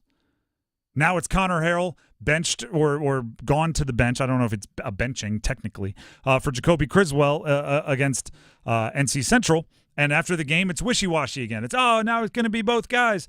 In practice, once you go to Jacoby Criswell, he's been pretty definitive with that. He didn't go back. He didn't teeter-totter or seesaw on that one. So I think in action, he's been very definitive. I think he's going to continue to do so. So Jacoby Criswell will start. I guess if he stumbles aggressively, then go back to Connor Harrell. But Criswell is the guy as I'm kind of operating. Okay. Quick switch over here. Little hockey for you. Carolina Hurricanes 1 week away from the first preseason game. Training camp starts in 2 days. Tomorrow, I think the players report they have testing tomorrow morning. Like they're on ice tests, conditioning tests, all those kinds of things. Cop or drop, one Carolina Hurricanes rookie makes the opening night lineup. Dress, skating, opening night. Cop or drop? I'm going to cop. This is a 50-50. All right, hold on, let me explain. Okay. I will answer that question, though. It's a 50-50. There's a 50% prediction, 50% hope. Uh-huh. I think the way this roster has been designed is for one rookie to get a ton of opportunities. I am hoping that Rod Brindamore, by the way, it's worked for Rod, so I know why he does it. But Rod leans veterans. He likes to have guys that he's trust and he's seen do it at the NHL level. Mm-hmm. So I hope he allows a rookie to impress him. So 50% is like I think that the way this roster is designed, there's actually an opportunity. There's an opening for a rookie to get some reps. And then the other 50% is I hope they allow one of these rookies to get reps. Most of the outside media is hinting at Bradley Nadeau as the guy that's going to get that chance. I know they just had prospect camp, and this is the most nerdy thing you could do. If you look at stats coming out of like the scrimmages and everything in prospect camp and the scrimmages against other teams, Felix Unger-Sorum was the most productive. So I think I'll lean Felix Unger-Sorum there. But if you told me it was Nadeau, if you told me it was Blake, if you told me it was Unger-Sorum, I'm fine with any of them. Like, Rod, which one are you more likely to trust? That's kind of what which one has the longer leash? That's the one I want on the team because I want him to get 8 minutes, 9 minutes a game because that's invaluable. I mean, so important to get that kind of NHL ice time. I think it's Unger Sorum. That's who I'd lean towards because he was in training camp last year, so Rod already had a chance to coach him, play in preseason games. And he also played in the Swedish Hockey League last year against grown men, whereas Bradley Nadeau and Jackson Blake were just playing college hockey. There's nothing wrong with playing college hockey. Obviously, a lot of great talent that come through the collegiate ranks. But you're playing against 18 to 22-year-olds as opposed to, again, grown adults. There is experience in that for sure. All right. Last one, cop or drop. College sports teams will increase ticket prices to help pay players. Cop or drop. If you aren't living and dying on the college football blogs like I am, I'll give you some background here. As a matter of fact, we can end cop or drop there. I will. So wait, how'd you phrase it? So I'll finish with the cop or drop. I'll say area teams, area colleges will increase ticket prices to help pay players. Cop or drop. Cop. Now I'll jump into the background. I just wanted to finish the game by actually answering the question. Tennessee, like the Volunteers, that gaudy orange, they've notified their season ticket holders that next year there will be a 10% talent fee attached to their season tickets that will go towards paying players. That's new. That's innovative. They've tried to, and I'll give Tennessee credit, they've tried to be on the precipice, always on the cutting edge of getting their players compensated. That's why they recruit in North Carolina so darn well. Which, by the way, schools can donate or give money to collectives, which then in turn can give them to players. So it's a workaround. And in the near future, depending on how a few court rulings go, there may be up to and maybe a little above $20 million in profit sharing that can go directly from the school to athletes. It wouldn't just be football players, but to athletes. And this would be a logical way to do that, right? We're going to raise the money that we're going to share with the players. Here's why I think local teams are going to have to do it, because someone else is doing it. And if nothing else, we've learned college football is an arms race. College football is the more creative you are, the more everybody's going to copy you. And for every time a school, convinced Dr. Pepper to pay their quarterback, someone else has convinced Dr. Pepper to pay their quarterback. Or maybe the best example of this is the Beats by Dre headphones.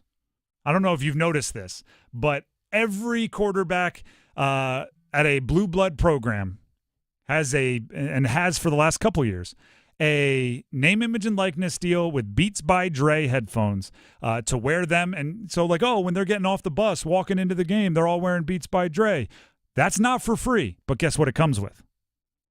You can get the nicest, flashiest, newest headphones for everyone on your team. So one day, everyone walks into the locker room, and sitting in everyone's locker is a brand new $400 or $500 pair of Beats by Dre headphones, courtesy of your quarterback. I think Sam Hartman did that last year at Notre Dame. Sam Hartman did it at Notre Dame. Cade Klubnik has done it for Clemson. It's an arms race thing. And guess what? The moment one quarterback did it, you knew that collectives were calling beats about their quarterback. And it just picked up until now it's not even special. Now you got a guy that transfers from Georgia to Auburn, and he's like, yeah, last year they gave me him at Georgia. Now I'm getting him at Auburn. They're going to transfer to Notre Dame next year. They're going to do the same thing. It's no longer special. So Tennessee has notified their fans that this ticket price is going to be an add-on talent fee. Guess what's happening right now? All across college football, teams that compete with Tennessee for recruits, teams that compete with Tennessee for everything are going, how can we do this? Would our fan base pay 12%? How can we do better? How much? How did they get this by? Why didn't you think of this?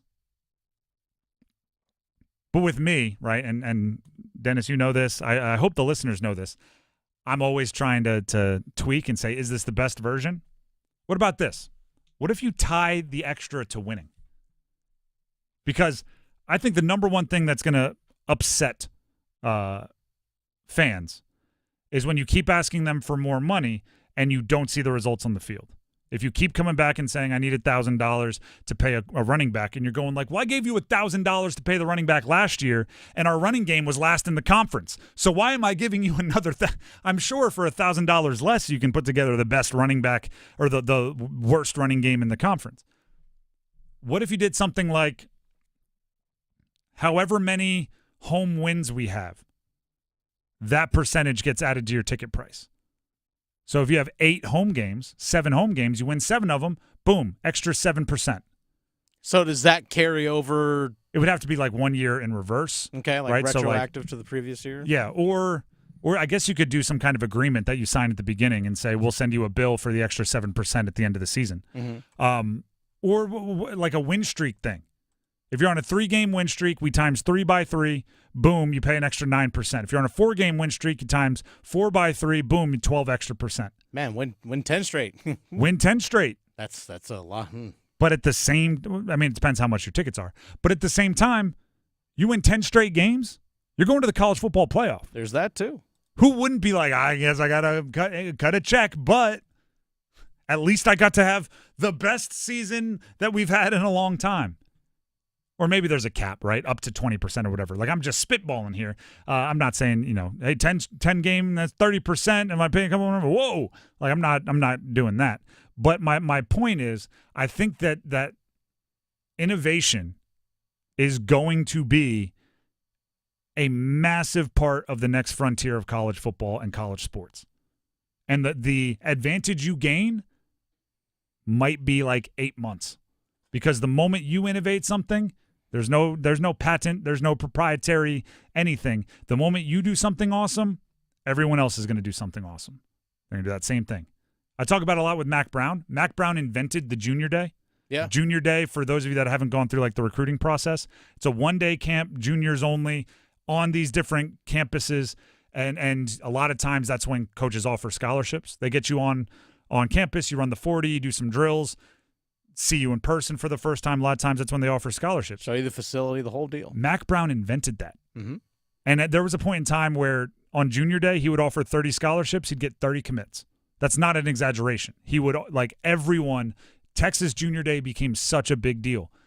Guess what happened like 4 or 5 years later? Everyone did it. Everyone has a Junior Day, and suddenly the Texas one wasn't as special, and their recruiting dipped a little bit. So Tennessee, great. You came up with a new way to raise money. Enjoy it next year, because the following year, everybody's going to have a talent fee on their season tickets. And maybe even they'll get it done in time for next season, and you won't have an advantage at all. You'll just have, the benefit of saying I was first. The Drive with Tim Donnelly, 99.9 The Fan. We have a feedback frenzy coming up next, which means some of your comments will be read right here on air, straight from our YouTube pages, social media, and everything else, and we're going to respond. Stick around. BetMGM presents Upping the Action with Jamie Foxx. When you bet this baseball season, you're not just watching the game. You're in it with the bases loaded, bottom of the ninth. Your money line is on the line. With a drive to left field, the runner goes home. That's your money line, and you called it from the top of the first. It's raining popcorn and sunflower seeds. This baseball season, download the BetMGM app. And get up to $1,500 back in bonus bets if your first bet doesn't win. BetMGM and GameSense remind you to play responsibly. See BetMGM.com for terms. 21 plus only. U.S. promotional offers not available in Nevada, New York, Ontario, or Puerto Rico. Gambling problem? Call 1-800-GAMBLER. Available in the U.S. for New York. Call 877-8-HOPE-NY or text HOPE-NY 467-369. Arizona, call 1-800-NEXT-STEP. Massachusetts, 1-800-327-5050. Iowa, 1-800-BETS-OFF. Puerto Rico, call 1-800-981-0023. West Virginia, visit www.1800gambler.net. First bet offer for new customers only, subject to eligibility requirements. Rewards are non-withdrawable bonus bets that expire in 7 days. In partnership with Kansas Crossing Casino and Hotel. O'Reilly Auto Parts offers more than just the right parts for your repair. Our professional parts people can also test your battery, install your new wiper blades, and even diagnose your check engine light with O'Reilly VeriScan for free. For the best service, advice, auto parts, and accessories, stop by the new O'Reilly Auto Parts in Whispering Pines on Highway 22 next to Domino's. O'Reilly Auto Parts. Is your heating and air system ready for cooler weather? Call Newcomb & Company today to schedule a routine maintenance and ensure your system is operating at peak performance. Become a Comfort Contract customer to receive priority service and a 15% discount on service calls and repairs for HVAC and plumbing work. Newcomb & Company has served the area as a Carrier Factory authorized dealer for more than 3 generations. Turn to the experts today. Call 919-862-3000 or find us at newcombandcompany.com. Newcomb & Company and Carrier. Your comfort is our business. Connection, opportunity, possibility. It's what we all want. Spectrum has built a world where anything is possible, with products and services designed to work better together for a seamless connectivity experience. A connection to family and friends, a connection to education, and a connection to new opportunities. So there's no limit to how big we can dream. That's life unlimited. That's Spectrum. It's Tim Donnelly for Window Nation. Did you know that most of your home's cold AC this summer leaked out through your old windows? Save money year-round with energy-efficient ones from Window Nation. Right now, buy 2 windows and get 2 free. Plus, pay nothing for 24 months. Love your windows like Albert, who says great value, great product, and great customer service. Hurry, sale ends September 30th, so schedule a fast in-home estimate right now at 866-90NATION or at windownation.com. Kick football season off with a deal this month from Zero Res. 3 rooms of carpets cleaned starting at $119 and 25% off your air duct cleaning. Go to ZeroResRaleigh.com, ZeroResRaleigh.com.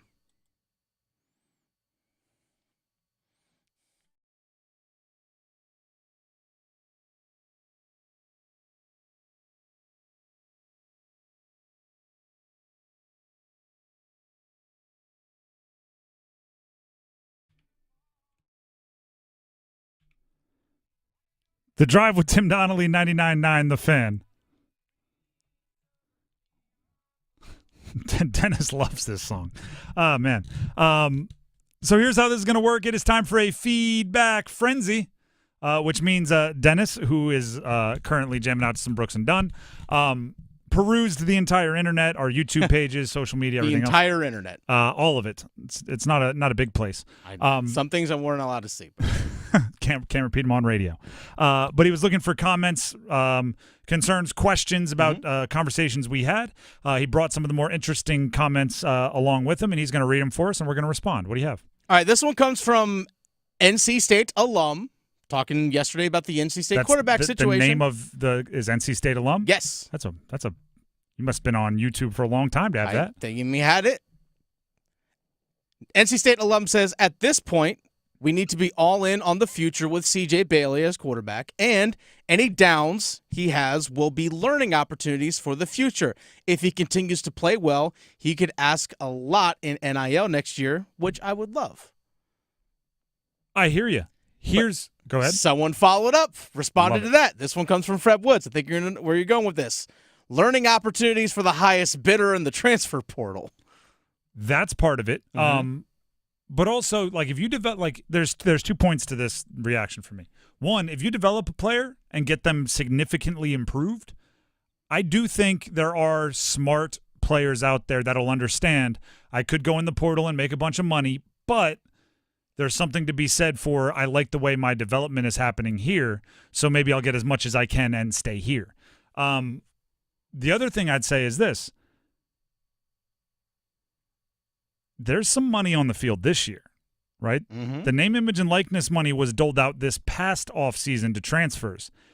I'm not sure the people that paid that money are too excited for you to already be talking about next year when you've played only 3 games this year. And there's, conference play hasn't even begun. It's like, wait a second. Before we go turning the page on this year, let's see if my dollars can't be seen somewhere. Like Grayson McCall, name, image, and likeness money, I'm sure, was spent. Jordan Waters, name, image, and likeness money, I'm sure, was spent.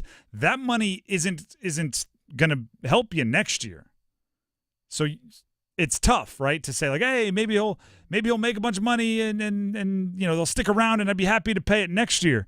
Well, I want to see my money through this year before we get to spending money next year. It's a gift and the curse of all this. It's very new for college football. What's next? All right, this one talking about the UNC quarterback situation, because we heard Mac Brown say after the game on Saturday against NC Central that they're going to ride the hot hand between Jacoby Criswell and Connor Harrell. This one comes from at NC Surfer. NC Surfer says Jacoby Criswell won that quarterback spot. Because remember, Jacoby Criswell went in after 2 series on Saturday, never came back out. Offense moved better. He says he feels Jacoby Criswell won that QB spot. how firm is his grasp on the trophy of that? That's my next question, because part of it is he looked good. Part of it is, and no disrespect to NC Central, it was 3 quarters against NC Central. It was not exactly some of the situations that other quarterbacks were put in for UNC earlier this year. Here's what I don't like about the hot hand thing. We're going with whoever has the hot hand. That implies if your hand cools down, you're no longer the guy they're going with. And what have we talked about with quarterbacks a lot this year? Sometimes a throwaway is the best play. Sometimes it's about cutting bait. It's about not letting one mistake make another mistake. And say you go 3 and out. People are going to hate to hear this. Sometimes 3 and out is the best thing a quarterback can do. 3 bad play calls. They happen. Every play caller has them. Maybe it's one missed assignment by your teammate. Your right guard misses a block, whiffs, olays. The best thing you can do there, hold on to the football. You got lit up from the blind side. Next, defense makes a great play. You throw a good ball, safety gets just a fingertip on it. Now it's 3rd and long. If I go 3 and out here, maybe they're going to go with him because I'm not the hot hand. I just went 3 and out last time. All right, I'm going to sling this into double coverage, give myself that's not what you want. Mm-hmm. I don't like the hot hand deal. If he won the quarterback competition, he won the quarterback competition. Make it his job. Give him a little leash. If Connor Harrell's the guy and you want to go back to him, give him a little leash. 2 series is tough to make a move in any quarterback competition. 2 games is tough to make a move in any quarterback. There's similarities happening all over Carolina right now. Speaking of that, we had lots of conversations yesterday about Bryce Young getting benched. This one comes from Jonathan Lineberry. Says, the evidence is on tape. Bryce is the one missing open receivers. Bryce is the one not taking shots downfield. Bryce is the one not recognizing defense and reading the field well, when that was his best attribute when being drafted. You don't chase bad money with more bad money. Just because you spend a lot on Bryce, it doesn't mean you have to keep spending. At some point, you recognize the money pit, you put down the shovel, and you quit digging yourself even deeper. That guy... Who is that person on YouTube? That is Jonathan Lineberry. Jonathan, you and I think very similarly. Mm-hmm. Theoretically, maybe not about this situation, but I'm big on the first thing you do when you realize you're making a mistake. Stop making the mistake. Stop making the mistake. It's not like solve it. It's not go make amends. It's not say I'm sorry. It's like the first thing you got to do is just stop making the mistake. However, there's context to everything. What do you gain? What do you risk? What do you reward? The money is already spent on Bryce Young. It's not actually. Did you see this with the kicker that got traded to Washington? Okay. He missed 2 kicks his first game. He got cut, and the trade was, I forget where he came from. Maybe we'll just call it the Bears. Mm-hmm. The Bears got a 7th round pick if, I think his name was Cade York. If Yes. Cade York was on the roster for 2 games. Oh, yeah, it was a conditional pick, yep. For 2 games. So then he had 1 game, missed 2 kicks, cut by game 2. The Bears are going like, you couldn't go 1 week making kicks. Then we would have gotten a 7th round pick. Instead, you bricked 2 of them week 1. This isn't that. It's not like when they traded for the number 1 overall pick to draft Bryce Young. It was, all right, we're going to give you all these first-round picks, DJ Moore, all these second-round picks, but if you cut him by halfway through his second season, you get 2 of the first-rounders back. There's nothing to gain by benching Bryce Young other than maybe a slightly more successful year this year. Like if Andy Dalton wins 5 games right now, mm-hmm. there's a pretty easy argument that's a problem. I hate to say that out loud. You don't want coaches or players thinking like that. But from a front office perspective, you're like, well, now great. Now we get the 3rd option we wanted rather than the 1st, which could be a pretty big difference. Which, by the way, your 2nd round pick, which is going to be high, still goes to the Bears from that Bryce Young deal. Yeah, I got the one was in Minnesota, though, right? Or Yeah. the LA Rams. But I don't know whose it was. Yeah, they got a 2nd round pick coming in, though. But their badness Yeah, I know. doesn't improve that pick. No, it doesn't. Bryce Young is now benched. You still haven't paid the full price. They just got them finished paying the bill for Baker Mayfield because that was a 2024 pick. That's pretty brutal. Anyway, moving on here. This one's from Carito MVP 11. This is on our YouTube live chat. A dysfunctional franchise can't develop QBs right now. The Panthers are a dysfunctional franchise. That means no matter how many times they draft a quarterback, it's going to be the same song and dance. Carito continued to say, if he was Bryce Young, why would I continue playing for this just to tell the Panthers, cut me, give me my millions, and then retire from the NFL after that? I'm assuming he has some kind of competitive spirit. Read the beginning of that one again. So the first one was a dysfunctional franchise can't develop QBs good. right now. You know what you sound like? You sound like the person who's been dating for 10 years, gone on 1 billion first dates, and I'm not, you know what? I'm not even going to go on any more dates. I'm just hanging with my bros. I'm tired of the dating scene. Guess what always happens? Then you find the one, and everything changes. The problem isn't that you keep trying to get a quarterback. The problem is the quarterbacks that you're getting. There's one out there that'll change your opinion on everything. There's a quarterback out there that's going to make your offensive line look better. It's going to make food taste better. It's going to make music sound better. It's going to make, the early morning wake up calls. It's good. Oh, you're going to wake up. You're going to read good morning. Oh, how did you sleep? It's all going to be there. And you're going to go, remember when I was so disheartened and I thought looking for a quarterback was pointless? I thought I was broken. It's when you stop looking. Maybe that's Jack Plummer. Maybe it is. Right under your nose. The moment you stop looking, you realize it's there all along. It's there all along. That's pretty solid feedback. Frenzy here on The Drive with Tim Donnelly, 99.9 The Fan. Which, by the way, there were hundreds. I mean, literally hundreds of comments for us to pour through. We do appreciate everybody on our YouTube page. And as you just heard, there are hundreds. That's a community that's growing.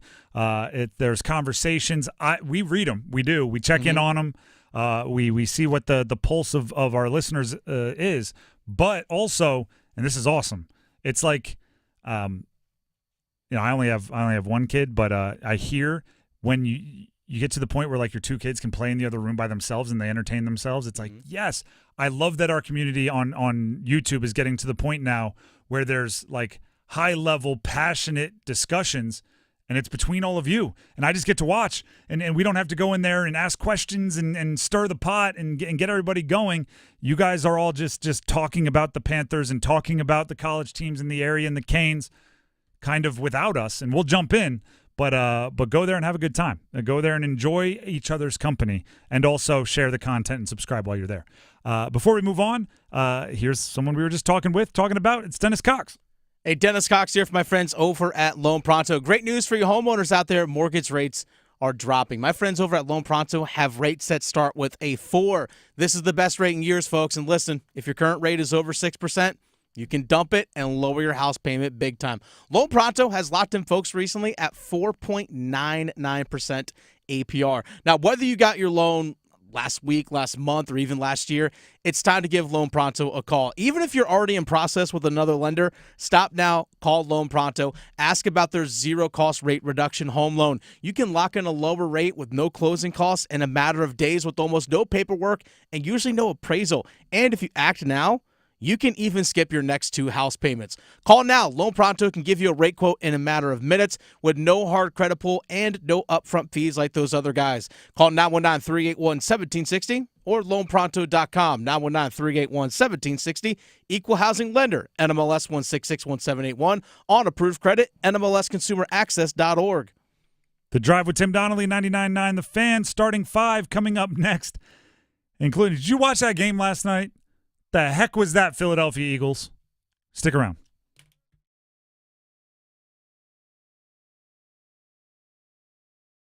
Listen every afternoon for The Drive with Tim Donnelly. I am shocked that Dave Canales and the Panthers are benching Bryce Young. All offseason, we heard from Dave Canales that Bryce Young was a big reason he took the job.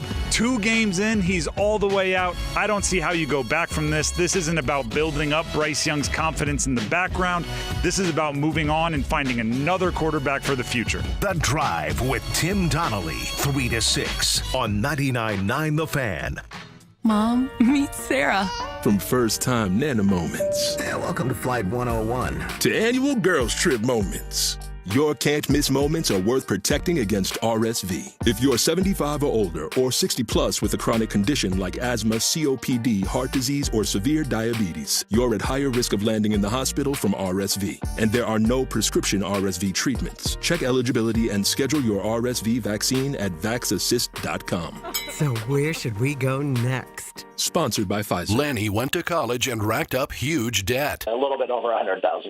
For a degree he couldn't use? Now what? I had a friend that went to my computer career and they talked to me about it. He was done in just months. I did do it online. They even helped him get hired immediately after graduation. One of the things I love about IT is that you can work from anywhere you want. You could become an IT pro in just months with zero experience at My Computer Career. It worked for me and I know it can work for you. It's not rocket science. It's mycomputercareer.edu. Eat like a king who's on a budget. Burger King's $5 Your Way meal is packed with flavor. Choose between 3 tasty options like the Whopper Jr., Chicken Jr., or Bacon Cheeseburger. Plus, enjoy fries, a drink, and nuggets on the side. Now that's delicious. You rule your season today at BK. Have it your way. Price of participation vary. U.S. only. Features 4-piece nuggets, value, drink, and fries. Restrictions apply. The new bonus edition Buck Scratch-Off's got a first-ever bonus game in the Outback. You mean on the back, not Outback. What's on the back? The bonus game. Then what's on the front? Prizes up to $1 million. I thought the game was called Bucks. It is. Just forget it. Crikey, mate. Don't go telling people to forget it. The whole point is for them to be remembering it. The all-new bonus edition Buck Scratch-Offs from the North Carolina Education Lottery. Must be 18 to play. Approximate overall odds of winning are 1 in 3.81 to 4.75. Problem gambling helpline 877-718-5543. If you're driving a car or truck with an expired warranty and suddenly lost your transmission or needed a full engine repair, would a $4,000 repair bill leave you stranded? I'm Danica Patrick. Don't get caught off guard with a vehicle breakdown. Choose the company I trust. Endurance. No matter the mileage, if your vehicle is less than 20 years old, Endurance offers auto protection plans for any budget. Protection on the drivetrain, electrical, transmission, AC, and more. Plus 24/7 roadside assistance and rental car reimbursement on any plan. Endurance handles everything, from making the claim to paying the certified mechanic of your choice. Act now and get 1 full year of elite benefits, a $2,000 value, free. Endurance has paid hundreds of millions in claims. Call for your fast free quote today. Call 800-291-0628. That's 800-291-0628. 800-291-0628. This hour of the Triangle Sports Leader is powered by Ritchie Law Firm, North Carolina's injury lawyers. Visit GotBryan.com. That's GotBryan.com. WCMC HD1 Holly Springs. Take us with you on radio, web, app, Alexa, and YouTube. 99.9 The Fan, the Triangle Sports Leader.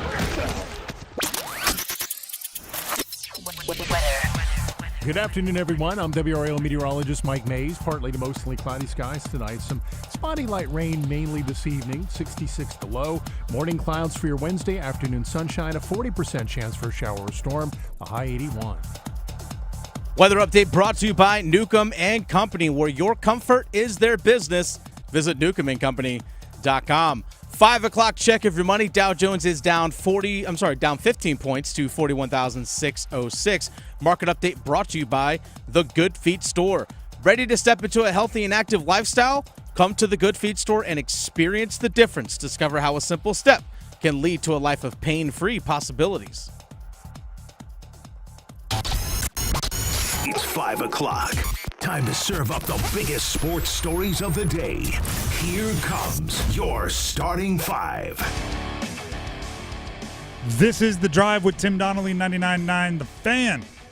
And it is time for the starting five. And as always, we start with number 5. 1, 2, 3, 4, 5. National television last night, Monday Night Football. One of the Panthers' division mates, an NFC South's very own Atlanta Falcons. Yep. Pull the victory out of the jaws of defeat. I really can't remember a game that was that just wholeheartedly over, and then suddenly it wasn't.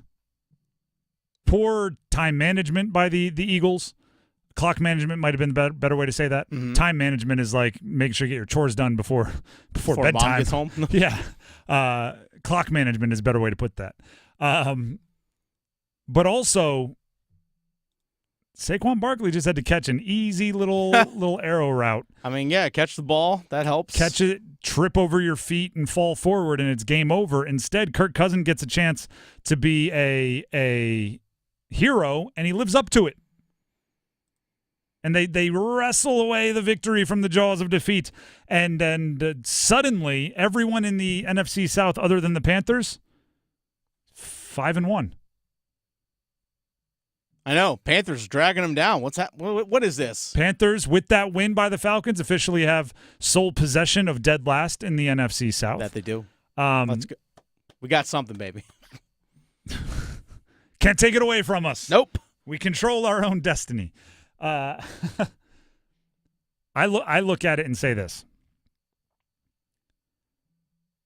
The Falcons are talented. Kirk Cousins needs to play like he did on that final drive and not timid and almost like the injury is still affecting him like he did through most of week 1 and the early part of week 2. If he plays well,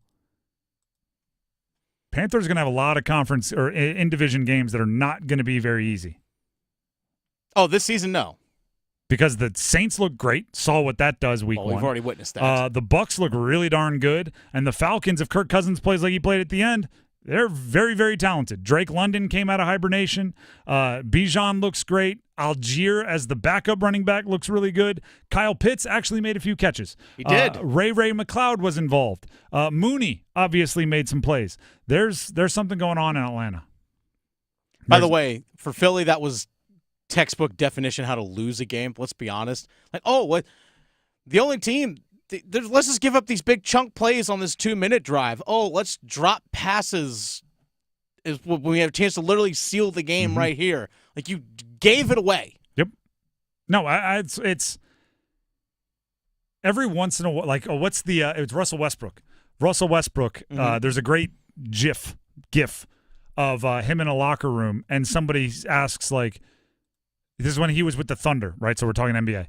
They asked Russell Westbrook, so was this game more about Utah winning the game, or was it about you and the Thunder losing the game?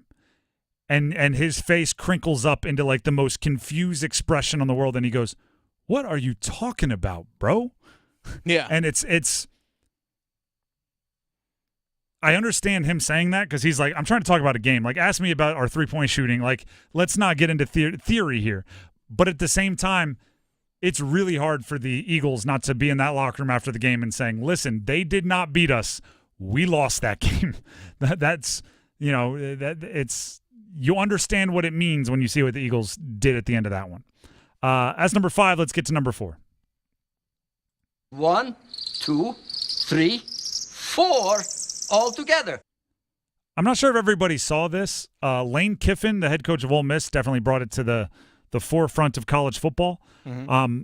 Kind of got buried for us a little bit over the weekend. There was a few things going on. Yeah, 1 or 2. Wake Forest has bought out the second half of their home and home with Ole Miss. So the way a lot of these schedules work is you agree to a home and home, meaning we'll play you once at your field, we'll play you once at our field. Sometimes they're like 9 years apart. Schedules are really weird. It's like, we'll play you once at home in 2027, and we'll play at your spot in 2036, and you sign contracts and you agree to it. Ole Miss and Wake Forest agreed to a home and home for playing at Wake Forest this year and at Ole Miss next year. Yes. These contracts often come with buyouts. Wake Forest is paying $1 million to not have to go to Ole Miss next year. Insane. And Lane Kiffin's not happy about it. Nor should he be. Well, I mean, as long as you live up to your there are teams out there that'd be like, sure, cancel, give us $1 million every time because $1 million means a lot to us. Ole Miss, I guess, just has so much money they're rolling around in it. Yeah, they're like, not worried about it. It's going to be tough to fill that with a power because you need to have, a Power 4 non-conference. So, yeah, the SEC has a requirement of all their schools to play a non-conference game against another power conference opponent, which in this case, that was fulfilled by playing Wake Forest this year, and that was the plan next year. And Lane Kiffin is mad because he's like, everyone's kind of booked up their schedules already for next year. It's kind of hard for us to find somebody. So they might have to apply for a waiver from the SEC saying, hey, because of this situation, we can't fulfill the requirement of us playing a non-conference, power conference game. For example, when Florida plays Florida State, that fulfills that. Clemson, South Carolina, that fulfills that. Georgia Tech, that kind of fulfills those things. That's just the situation that Ole Miss is kind of stuck in right now. Like, we have to fill a game, and we have to fill it with either like a Notre Dame, like an independent, or a Power 4 school, and like all those guys are booked up next year. Let me look at this from the Wake Forest perspective. Why is not playing at Ole Miss worth $1 million to a school that I would say isn't rolling? They're not the highest money everything in college football. They need to be operating efficiently money wise. I'm surprised they saw $1 million worth of value in not playing at Ole Miss. I actually think, and by the way, they got beat by 35 this past weekend, so I'm sure they would like to avoid games that are setting themselves up to lose by a bunch. But correct me if I'm wrong here. If I'm like somebody going to Wake Forest, I kind of want to play the game in the giant SEC stadium. I kind of want to play the game where they got the hottie toddies running around, the drinks, the cool tailgating, and it's a different experience. We talked about it. There's some things that point towards maybe that game being replaced for Wake with a home game against App. I think that's cool. I think that's good for the state. I think that's a game that you could play on future schedules. I don't know if at the end of your career you're going to sit back and go, what was the cool one? What was the cool experience? When we played App at home.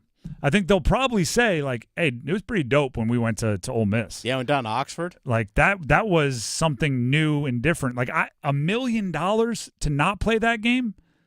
I could see maybe like, hey, let's not schedule these moving forward, but $1 million to not play it, I don't see that logic. And the thought process behind it being potentially App State versus Wake, one, they're super close to each other. It's like an hour and a half.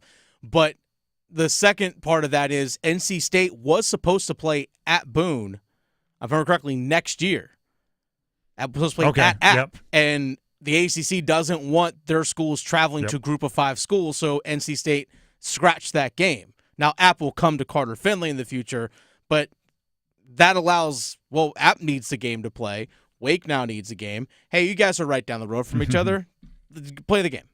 That's actually a good little regional game, I think. No, I'm fine with that game. I'm not upset with that game. I would be like, if I were a Wake Forest player, I'd be bummed right now. Even fresh off that loss, I want to get them back. I want to show them that's not our best, and I want to do it on their field. That's number 4. Let's jump to number 3. So Tennessee, the Volunteers, have let their season ticket holders know that next year there's going to be a talent fee of 10% from the season tickets that goes to paying players. Obviously, who cares what Tennessee does? But would you be open to that? Let's say you're a season ticket holder for one of the college football teams in our area, in the Triangle, and you got this notification. Are you furious? Are you okay? Are you like, all right, I guess I have to? Like, how is your reaction? Because if it works for Tennessee, it's only a matter of time until it hits here. If it works for Tennessee, it's only a matter of time until every other college has to do it to keep up with Tennessee. here's what I think is going to end up being one of the hurdles for college football teams.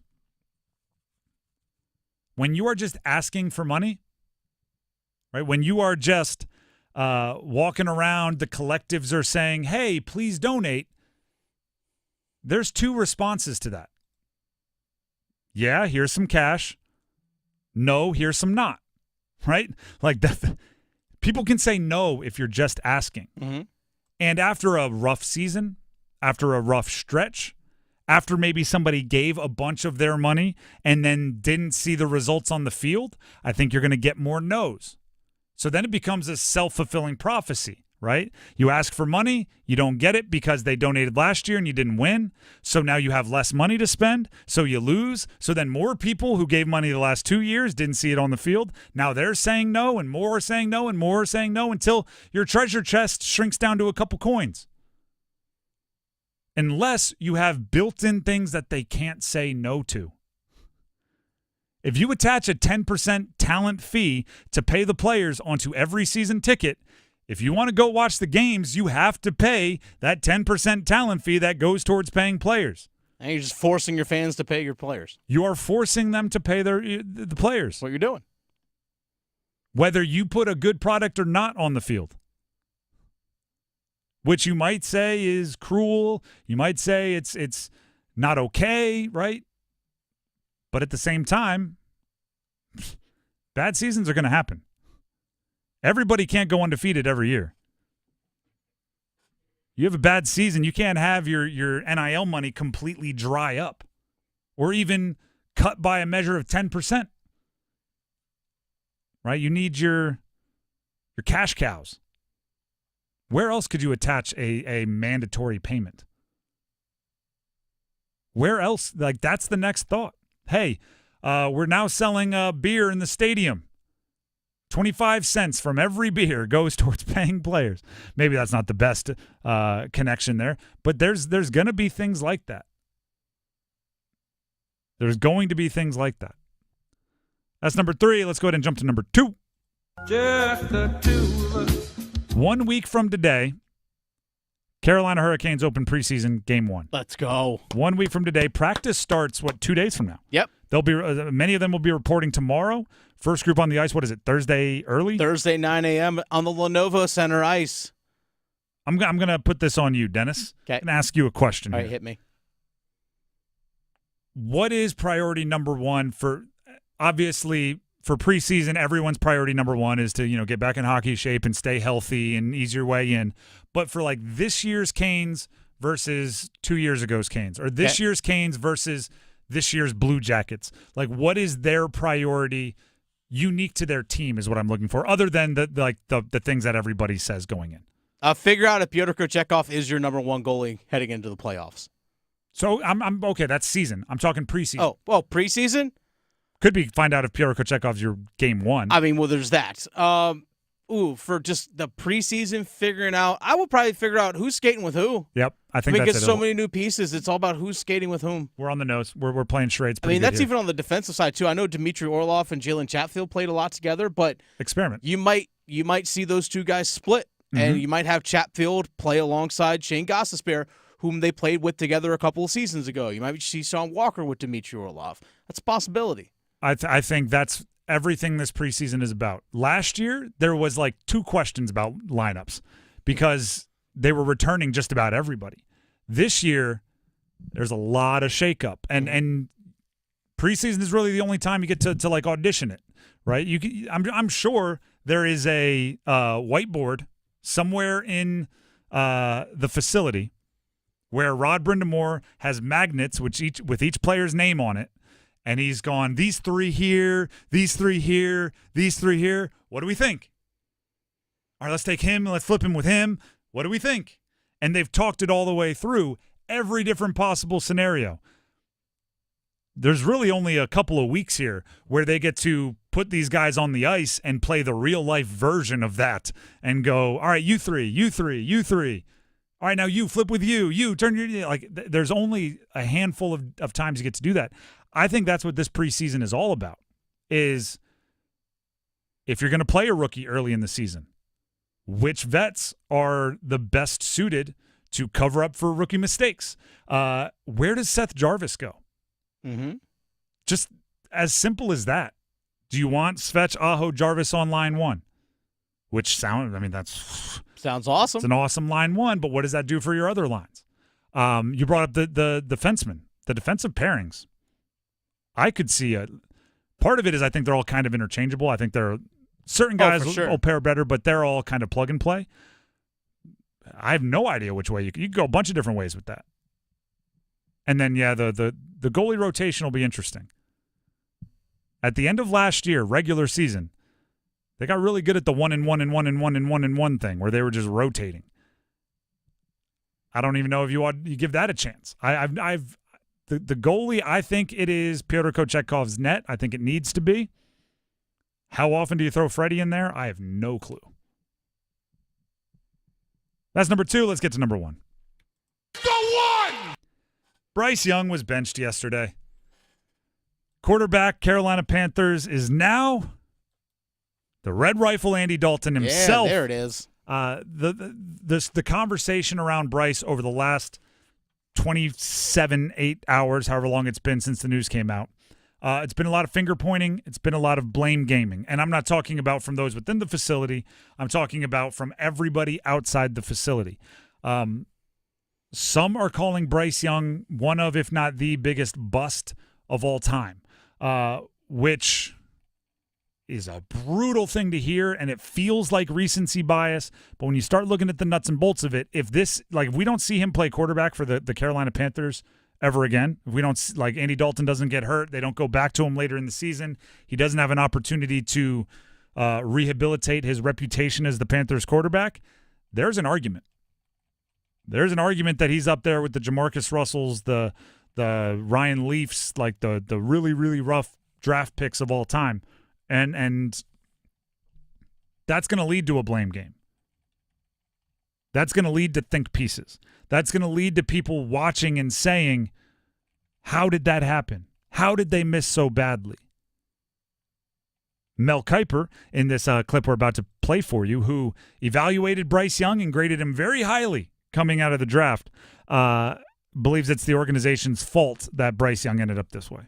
You go into this year, you change everything because C.J. Stroud's doing so well in Houston. We got to destroy this thing. We got to blow it up and start over because C.J. Stroud's doing so great in Houston. These coaches aren't getting it done. So we bring in an offensive coach who was with Baker and others, right? Bring in a new pass game coordinator, new quarterback coach for Bryce Young. Then we don't play him in the preseason. We play him one series in the final preseason game against the AOGs. None of those guys are playing for Buffalo, by the way. They went one series down the field and they're rah-rah. Great, we got it. We accomplished everything we wanted to. I'll give you a little note. C.J. Stroud played in 2 preseason games this year. Okay, he played 4. Derek Carr played in 2 preseason games. Why? Because Clint Kubiak was coming in with a new offense, and Derek Carr is a veteran, played in 2 preseason games. Bryce Young played 1 series of a final preseason game against the nobodies on defense for the Buffalo Bills. Does that make sense to you? When in 2 games in, we're saying he can't play? Yes, his confidence was shattered, right? Yes, he does need to sit behind Andy Dalton for a little bit. But to blame this on Bryce Young is ridiculous. The blame here goes to the organization, the owner, for mishandling.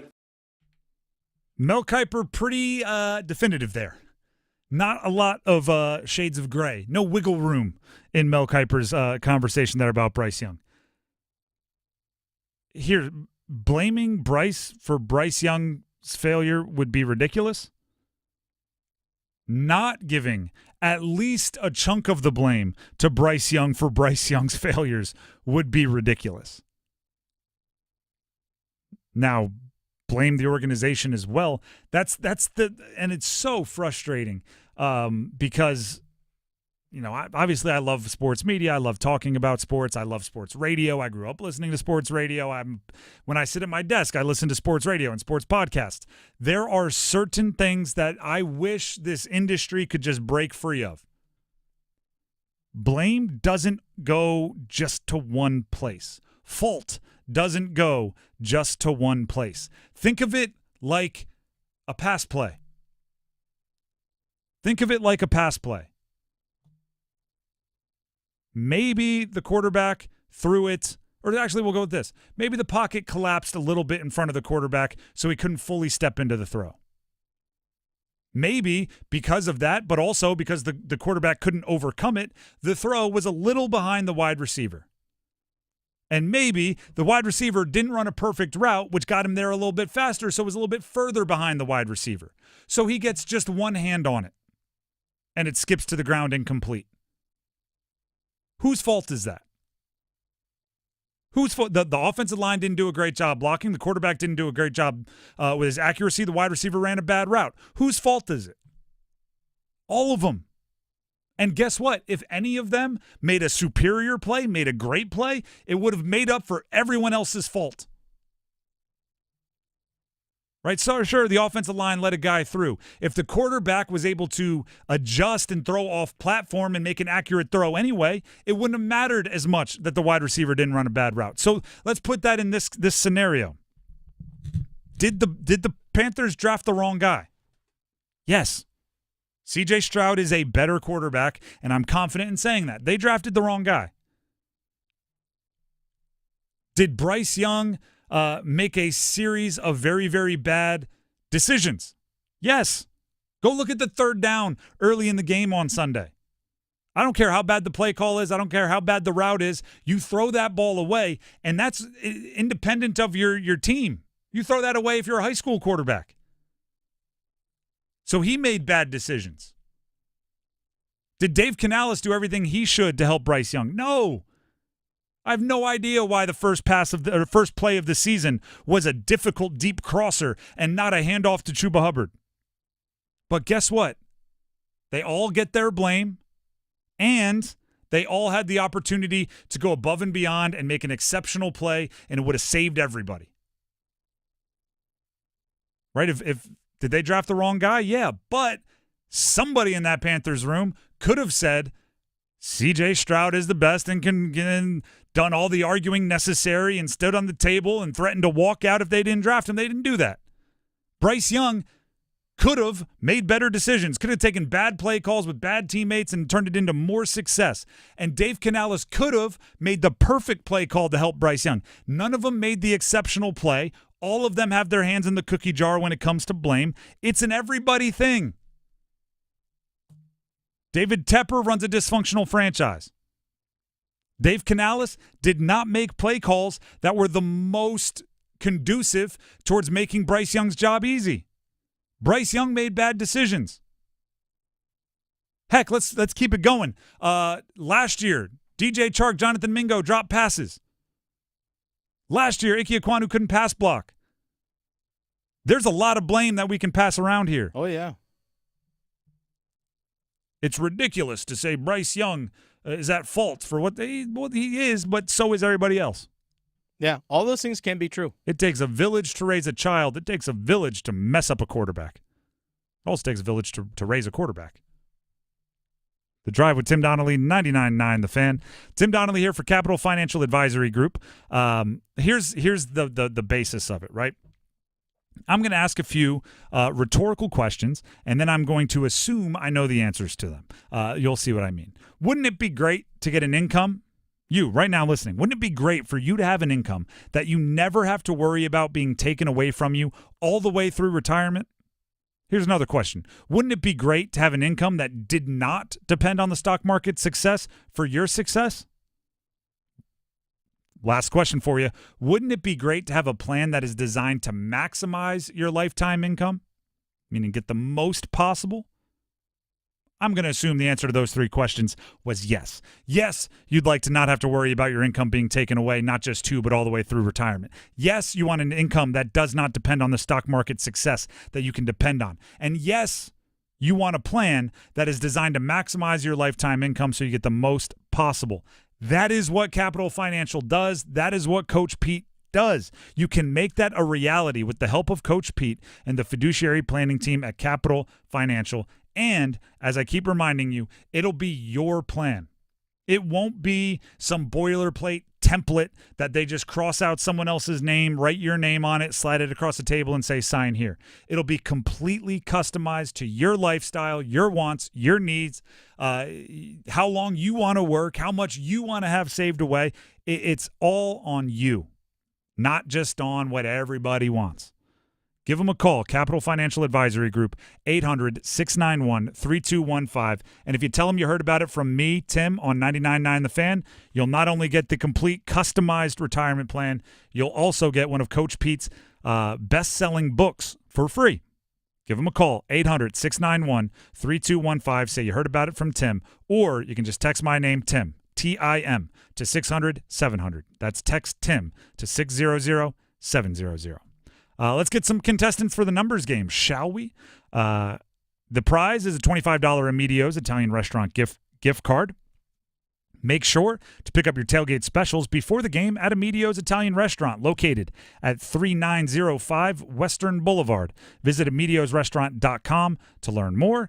If you want to play the numbers game, if you want to win the Emilio's gift card, got to call in now. We need 2 contestants. 919-860-5326. That's the number to call. 919-860-5326. Numbers game coming up next. The Adam Gold Show. Look, I know the contract's good. It gives the Hurricanes an additional $500,000 more per year in cap space. But the best part about this deal is that Seth's here for the next 8 years. And if all goes well, he'll be here for the following 8 years as well, because he's headed to market again when he's just 30, and he should be at the height of his powers. Great deal for both sides, and we are lucky to have Jarvie in town. The Adam Gold Show, weekdays starting at noon on 99.9 The Fan. It's bow time. It's not just football season. It's tailgate season. And that includes every kind of football, whether it's got goalkeepers or goalposts. The kick is good! Because it doesn't matter where or how you tailgate. When you've got crispy chicken and fluffy buttermilk biscuits from Bojangles, your tailgate is better than great. It's legendary. Head to Bojangles and order your tailgate box with boldly seasoned chicken, fixins, biscuits, and legendary iced tea today. It's bow time. Planning a tailgate? Then it's bow time. Bojangles has everything you need for the perfect tailgate, no matter how many fans you're trying to feed. There's the original tailgate, the super tailgate, and for a really big crowd, the jumbo tailgate special. And if you like your chicken off the bone, choose the Supreme's tailgate special that includes 12 perfectly seasoned tenderloin fillets. So grab the tickets, get that Bojangles tailgate special, and go. It's bow time. Hello, I'm John Heister for the Heister Automotive Group. And you know, we're constantly looking for ways to serve you better. One of the ways we do that is with something we call a Go-See. And that's where you select a vehicle from our inventory, and we have thousands, and we get one of our product specialists to bring that vehicle to you at your convenience. How do we do that? Well, it's simple. We have a group of employees that are evaluated based on the number of presentations they do. They're glad to do it. So it's just one more way we get off our keister and bring Heister to you. Connection, opportunity, possibility. It's what we all want. Spectrum has built a world where anything is possible, with products and services designed to work better together for a seamless connectivity experience. A connection to family and friends, a connection to education, and a connection to new opportunities. So there's no limit to how big we can dream. That's Life Unlimited. That's Spectrum. Hey friends, Paul Eihander here for FanDuel. NFL Week 3 is here, and you can start the season with a big return on FanDuel, America's #1 sportsbook. If you're new to FanDuel, you'll get started with $200 in bonus bets guaranteed when you place your first $5 bet. Think about a single-game parlay for the Thursday night game, New England and the New York Jets. How about a Ramondre Stevenson anytime touchdown? Breece Hall over 50 rushing yards. Aaron Rodgers 200-plus passing yards. Just head on over to FanDuel.com/Paul and make every moment more this season. FanDuel, an official sportsbook partner of the NFL. 21-plus and present in North Carolina. First online real money wager only. $5 first deposit required. Bonus issued as non-withdrawable bonus bets, which expire 7 days after receipt. Restrictions apply. See terms at sportsbook.fanduel.com. Gambling problem? Call 877-718-5543 or visit morethanagame.nc.gov.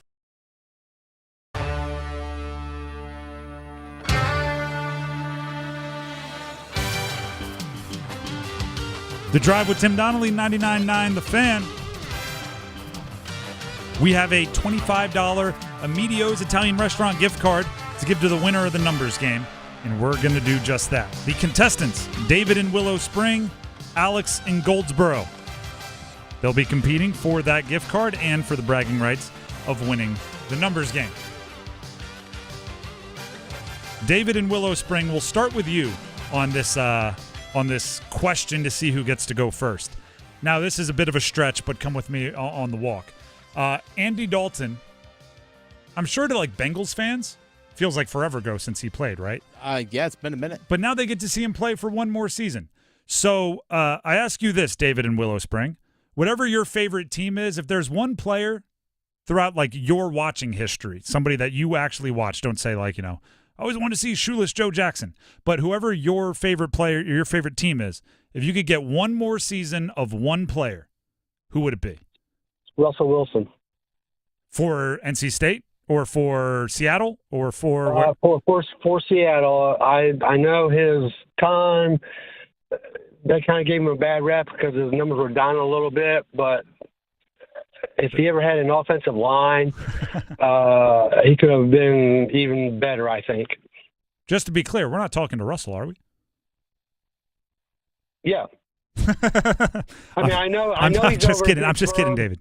I'm just he's kidding. in Denver and all that, but it's kind of like Barry Sanders when he was with the Lions. I mean, if he had an offensive line, he would have shattered, the rushing record. I hear what you're saying, David. So if you get one more season of one player with your team, you'd get Russell back with the Seahawks. Let's go to Alex in Goldsboro with the same question. Alex, appreciate you for calling in. The question is, in honor of Andy Dalton getting one more year, pick one player from your favorite team who, if you could just get one more season, that's who you'd choose. Luke Kuechly. The way he would control that defense was second to none. I would love to see Luke Kuechly back on that team controlling that defense. Probably feels like you didn't get a full run of it as well, right? Because he retired so early. Yeah, Yep. It is what it is. But, hey, family matters more than football. So that is a very Panthers way to look at it. It is what it is. Dennis, who gets the win in that one? I got to go Kuechly on that one. All right. Alex in Goldsboro. You get to go first, but don't worry, David in Willow Spring, you'll have your chance. Just go ahead and sit on the line. Alex, are you ready to pick your category?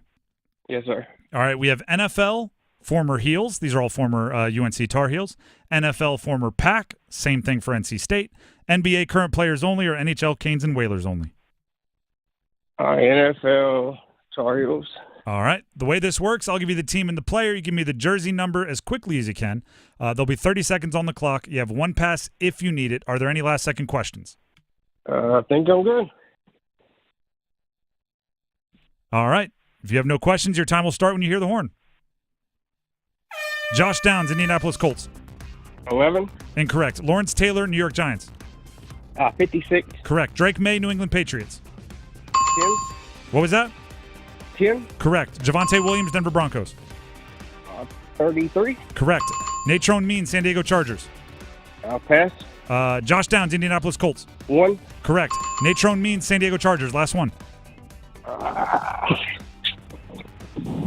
don't know. I don't know. You got to just say numbers, my man. You had a 1 out of 99 chance if you just said numbers, and we would have kept firing it back at you.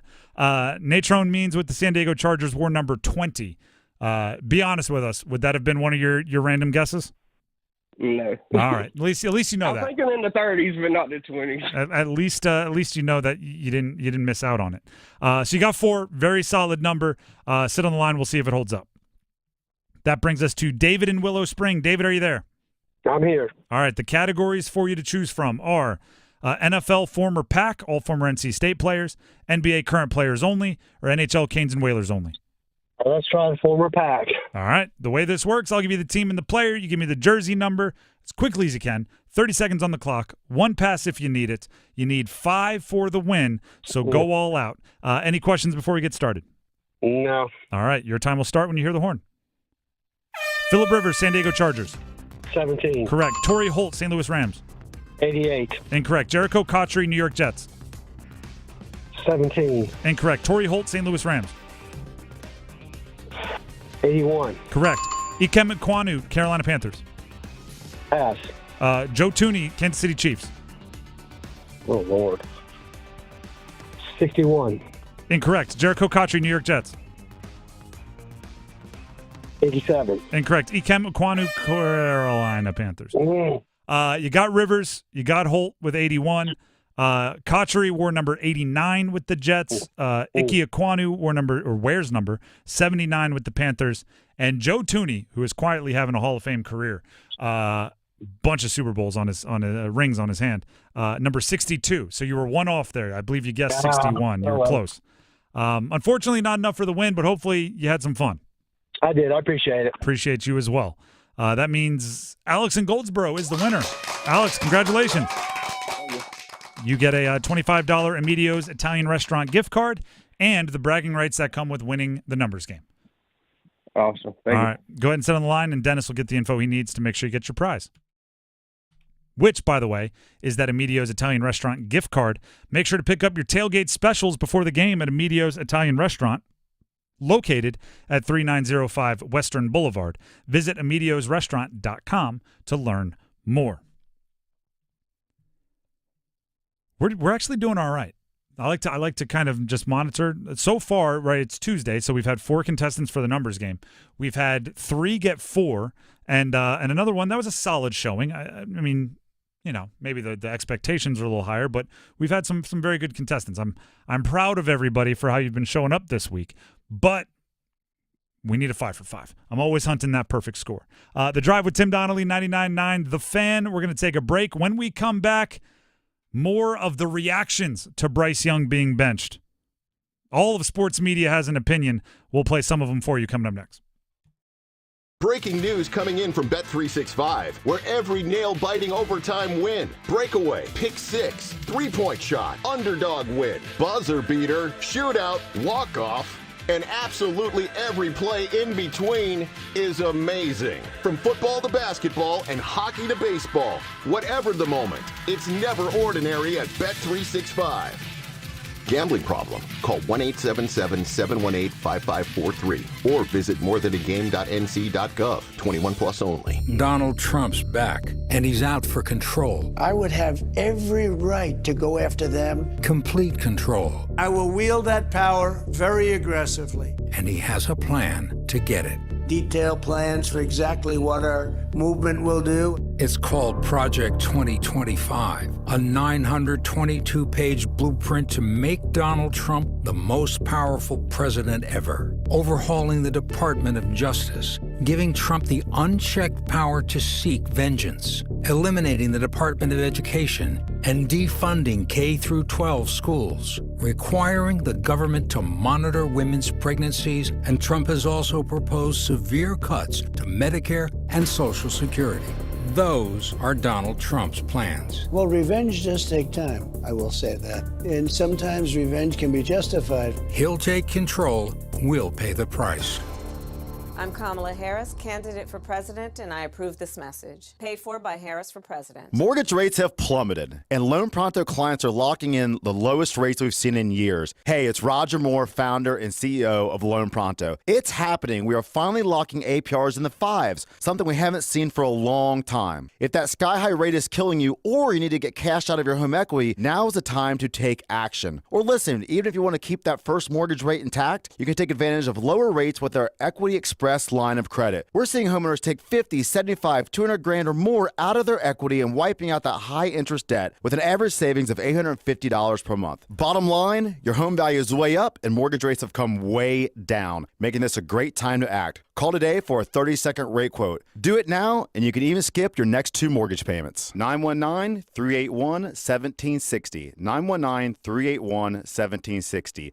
LoanPronto.com. 919-381-1760. Equal housing lender. NMLS 166-1781. Subject to lender approval. NMLS consumeraccess.org. Hey, John. Why so glum? I just got let go. The company's downsizing. This is the third time in the last 2 years. I'm done with this. Have you thought about My Computer Career? I've heard they can train you for a career in IT in just a few months, including cybersecurity and the basics of AI. And you don't need prior training or experience. Now that's a recession-resistant career. Wow, thanks. I'll check them out. Go to mycomputercareer.edu and take the free career evaluation. mycomputercareer.edu. Financial aid is available for qualified students, including the GI Bill. Seems like there's more identity theft in the news every day. Another major healthcare breach was reported today, resulting in the exposure. Now, 1 in 4 consumers have been a victim of identity. That's because there are endless places that could accidentally expose you to identity theft, in a breach, or simply by mistake.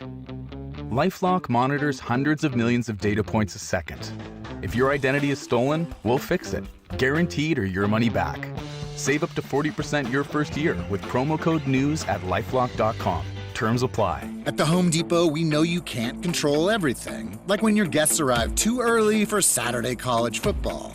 But you can control your grill. With the Traeger Timberline XL, you can watch the game, not the grill.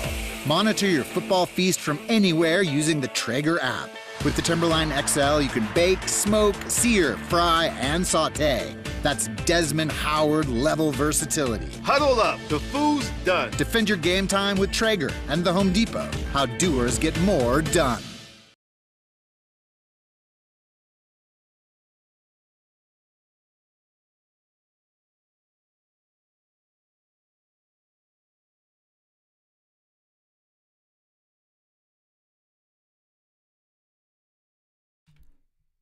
The Drive with Tim Donnelly, 99.9 The Fan. You know what they say about opinions, don't you? Opinions are like something. Everybody's got one. Some of you may know, maybe picking up what I'm putting down here. I don't know if that's ever been more true than when you bench a former number 1 overall pick. Everybody's got an opinion. You know what I think is funny about the national media that covers the NFL? Mm-hmm. I don't know if they said but 2 words about the Carolina Panthers in the last year and change, other than jokes about how bad they are. Oh, yeah. It's amazing. Like, oh, I thought y'all forgot about them. Just jokes about like, oh, I bet you they're going to have to give some of the money back on those tickets. Ha, ha, ha. No real analysis. Obviously this isn't everybody. I'm speaking in blankets. But there's quite a few that didn't have the time of day to break down what the Panthers were doing. Soon as they bench Bryce Young, everybody's like, well, this is obvious that the team, the offensive line, hasn't been good enough. By the way, the offensive line's been much better the first 2 games than it was last year. Oh, yeah. Oh, well, the offensive, they didn't give them a chance. I'm like, well, they tried. Right? It's and obviously, if you got to cover 32 teams, you're not going to cover them as closely and as in-depth as we do. But these opinions that are coming out seem mighty like, hey, I read the Cliff Notes last night. Let's go ahead and run this presentation. Mm-hmm. There's a lot of, I don't know if you're pronouncing that name right, but hey, let's go. Give me the bullet points, we'll wing the rest. Yeah, exactly. We've all been there in hey, school. Is there something I can bang, knock him over the head with charm, and I'm gonna distract him with tidbits. Give me some tidbits. Anything I can do here? It's synergy. just throw some. I can. What I'm thinking of. It's the Vince Vaughn movie. The Internship. The Internship. Yeah. Is there anything you could just maybe send him to another help desk? Can I just bash him over the head with product? I could just sell him product. It's like, no, you actually have to answer questions. Now I'm stuck on this. Now I'm going down the rabbit hole. There is someone in the national media, I won't call names, who calls Taylor Mouton every single time. And I'm going like, you couldn't have never mind. But my point is this. Everybody has an opinion about Bryce Young. And you're going to get from people who know ball every different thing on the spectrum. For example, Steve Smith Sr. I think many people understand he understands the game at a high level. He's, I believe, eventually going to be an NFL Hall of Famer. I think he'll have to wait a while. But the guy knows the game. He thinks Bryce Young, despite being benched, isn't done in Carolina. Here's what he had to say. I don't think Bryce Young is done in Carolina. I think this is the best thing for him because today's world, they talk about, well, if you sit him down, you can never bring him back. Sometimes you got to sit down. sometimes you have to be not necessarily punished, but take a step back and really look at the greater good. Not done. They can go back to him, is what he's saying. Well, how about we flip over to somebody else that played in the NFL for a long time, much less successfully, I should say. No disrespect to Dano, but I just want to Steve Smith Sr. I'm not trying to put them on comparison as a player, but Dan Orlovsky's become a very respected analyst in the ESPN world, and he thinks Bryce Young is done in Carolina. I think Bryce Young is done in Carolina. I really do. I wanted to be disciplined with how I was going to look at Bryce and evaluate him this season because I know it's not a good situation, but there was no improvement. And that's the thing that is shocking, candidly. I missed on Bryce. And you don't make this decision unless, one, you're already good with moving on with them in your mind, or two, you're going to completely lose your locker room. And if you're going to lose your locker room after 2 weeks, it's not just 2 weeks in the regular season of it not going well. This has to be a training camp long experience. A training camp long experience. He's saying not only was Bryce bad in week 1 and 2, he was bad all training camp. You're going to get every version of an opinion on this. And we could play a whole bunch of them for you, and maybe we will. But this is where I'm worried. I'm worried that David Tepper is listening to all of this. The internet is a dangerous place, man. You can find anything. And what I mean by that is if you read the comments, you could skim through 9 compliments. That 10th one, that is the criticism, is going to sting if you're not used to it and if you don't have thick skin. If I like, and I said this earlier, I think David Tepper is a little sensitive. I think he I'm sorry, did you say little sensitive? I'm sorry, his ego is as frail as a butterfly. Okay, we'll go with that. I'm not even going to argue with you on that. Somebody that has that feeling, that fragile of a emotional support system. We could play Steve Smith saying Bryce Young's not done and Dan Orlovsky saying he is done. And Tepper's only going to hear the Bryce Young is done part. We could play Bryce Young didn't live up to expectations. He's too short. He plays on his tippy toes. He doesn't have a strong enough arm. And then you could play someone else saying, hey, I saw some flashes and I think they can keep building around him. Tepper's only going to hear the negative. We have clips here lined up that I don't know if we'll have time for, from Harry Douglas of ESPN, from Chris Canty, from Mel Kiper, from Stephen A. Smith, and they all say something a little different. But if Tepper is listening, and he is, as much as you want someone in that situation to like not be on social media, he is. He's hearing, he's watching ESPN, he is. And his selective hearing is only going to bring about the negative things, and that's what leads to change. You have to be strong in your convictions. You have to be strong in your convictions. You have to believe what you think, regardless of what everyone else says. You know, I'm going to use the most famous example of somebody being strong in their convictions. Bill Belichick went with Tom Brady over Drew Bledsoe, right? We know the myth, we know the legend. If David Tepper was his owner, I believe Tepper would be in Belichick's office saying, do you see what everybody's saying about your decision? They're saying you need to go back to Bledsoe. Why are you making this so difficult? Why are you going with this kid? Nobody knows this guy. Drew Bledsoe is worth XYZ. You need somebody who empowers people and trusts them. You need somebody who, once they believe in something, knows to give it a chance. Let it grow. You planted a seed. And I'm not saying this is all Bryce Young. I'm saying the opinion typhoon that hits NFL teams from the outside has to be ignored.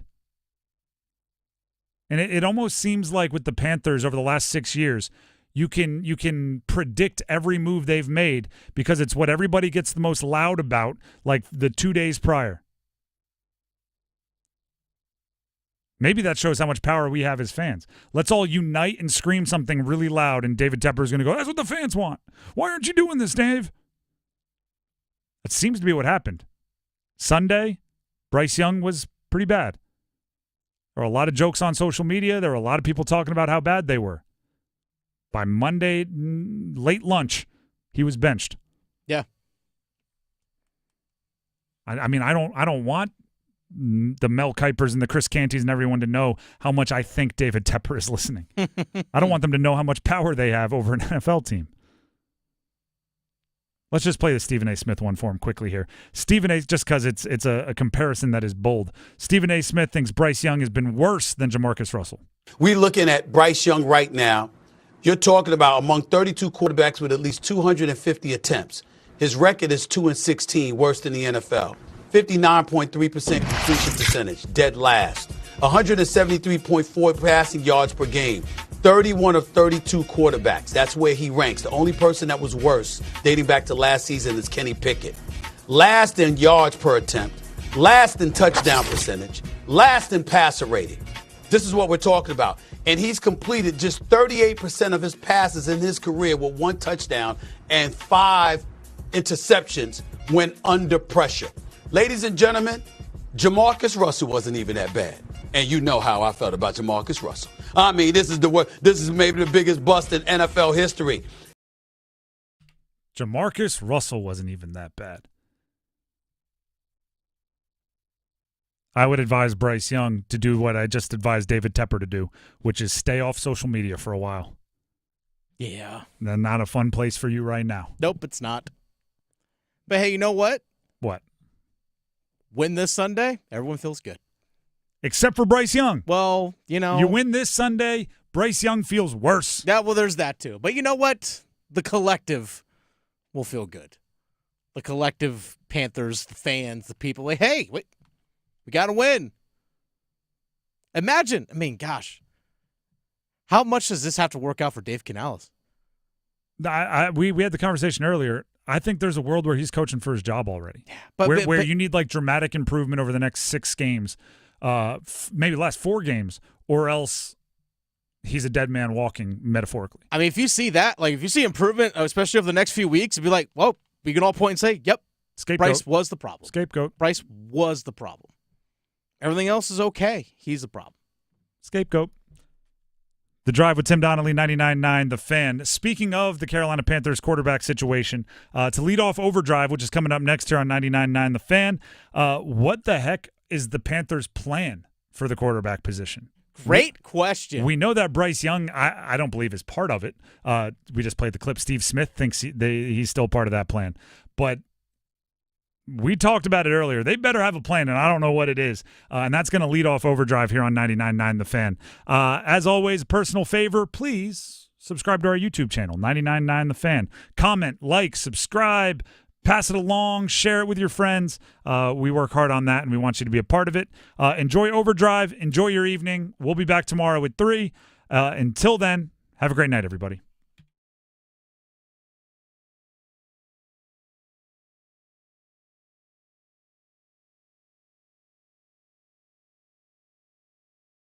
Keep pounding. Panther Talk, Panthers Playbook, the Paw Print. Follow your Carolina